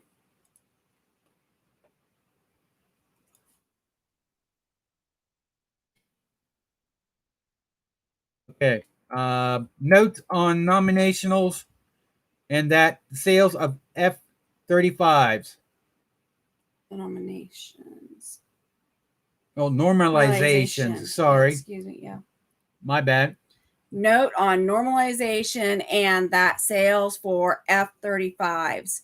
You want to read the little caption a little bit about that? Here are some developments connecting to the announcement of the agreement between the UAE and Israel to normalize relations. Someone in the Emirates, a proud parent perhaps, has posted a video of a young Emirate girl playing the Israel national anthem. Hatakivia. Yeah, is being interpreted hopefully by both Emirates and then you can go in and okay. Look up the link. Okay. In India, Muslim rapes 10-year-old girl. Yep, 10-year-old girl who is forced to marry him, and then he divorces her. Oh yeah, this is getting really good. Oh, we're not done yet. Almost there. In the Philippines, Muslim murders 14 people in a jihad suicide bombing in front of a grocery store and a computer shop. Austria, Muslim migrant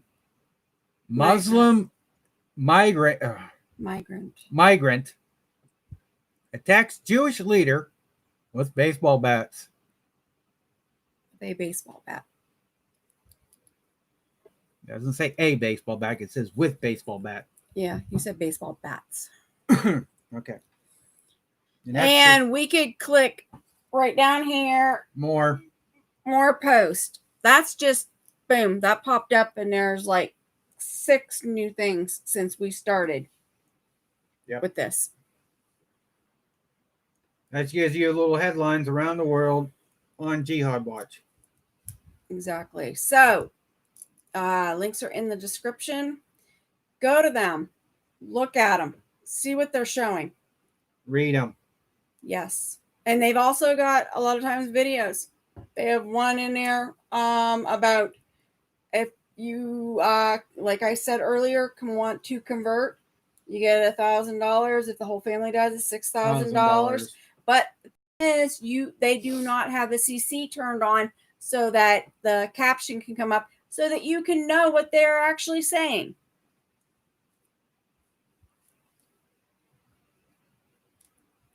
So everything's covered. And got everything. Yep, I know everything's covered.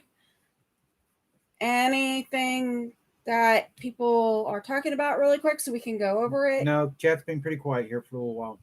So, and we're dropped down a few because it's actually getting late. Yes. And I know everybody, it's getting early or late in other places. Yeah. Some places are a new day. Yep. They're in the future for us. Yeah. So.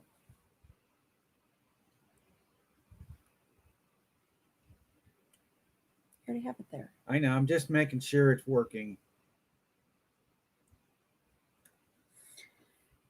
Wait a second. Questions or anything like that? I can't. That's funny. There for a while, I thought chat wasn't going on, and it was. So I just hit my. Here's Peter. Yeah, I've been watching it. It's been popping up. Yeah, mine wasn't. I wonder why.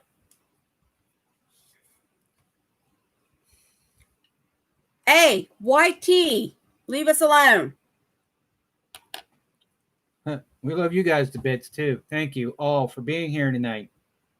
Honestly, I told Eric, I said, this is like a family here. Yep.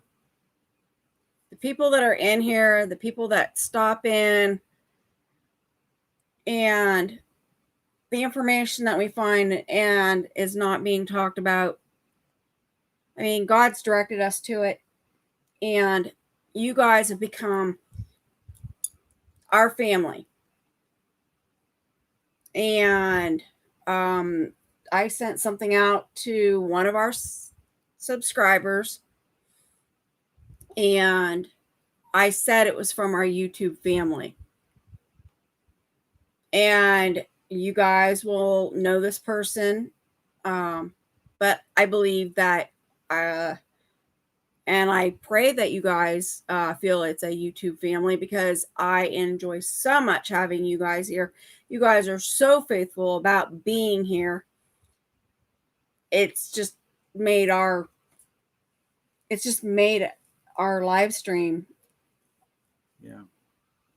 Yeah, these guys were commenting, and I was not seeing them for some reason until I went back and hit live chat again. Mm-hmm. And now it's all coming back.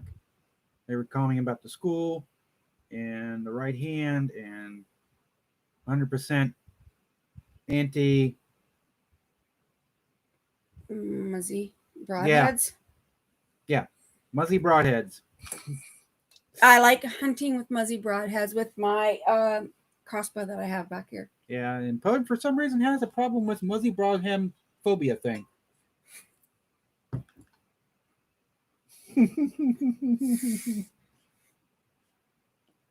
He does it to me quite often. So, well, yeah, for a while I thought that you guys were just sitting here watching, but here you guys are chatting away until I get So for some reason my thing got stuck. Well, yeah, we need to end in prayer, and yes, I will end in prayer. Yeah, we are family. Yes. Yeah, okay. All right, let's pray, people. Dear Heavenly Father, we just come to you right now. We just want to give you all the thanks and all the glory for the blessings that we've received. And bless all those who are in the chat and those who are going to be watching later on, Lord. And Lord, look after our families. Keep our family in that nucleus that you designed from the very, very beginning of the days that you said, from Adam and Eve to the time of now. Lord, and just protect over our families every day, and our children's children.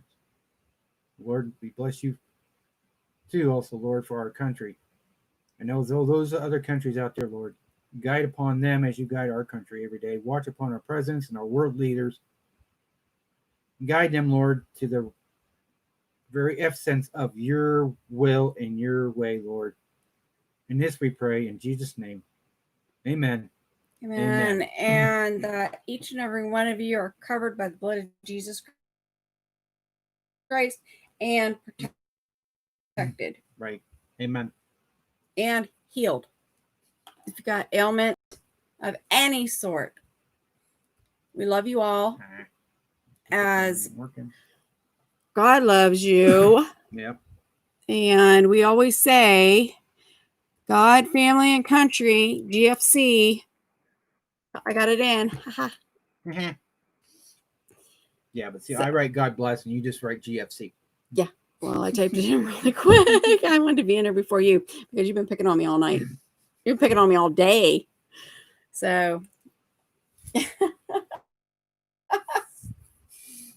He has been. He's been bad. He's been picking on me all day today. Well, you've been having fun. Yeah, it is. I mean, we got to go out and shoot the banana and the banana and oh, bye. Yeah, they just took us off. Really? Yeah. Theo gives his chin up. We are winning. Okay, we are back.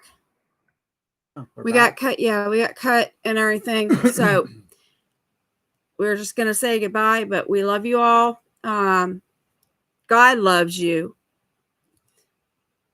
Never forget that. And we ask that God send his angels to protect you and give you a hedge of protection by the blood of Jesus Christ. And we will see you in the next go around, Lord willing. So God bless, and we will talk to you later. Eric, hand up. Say bye-bye. Bye.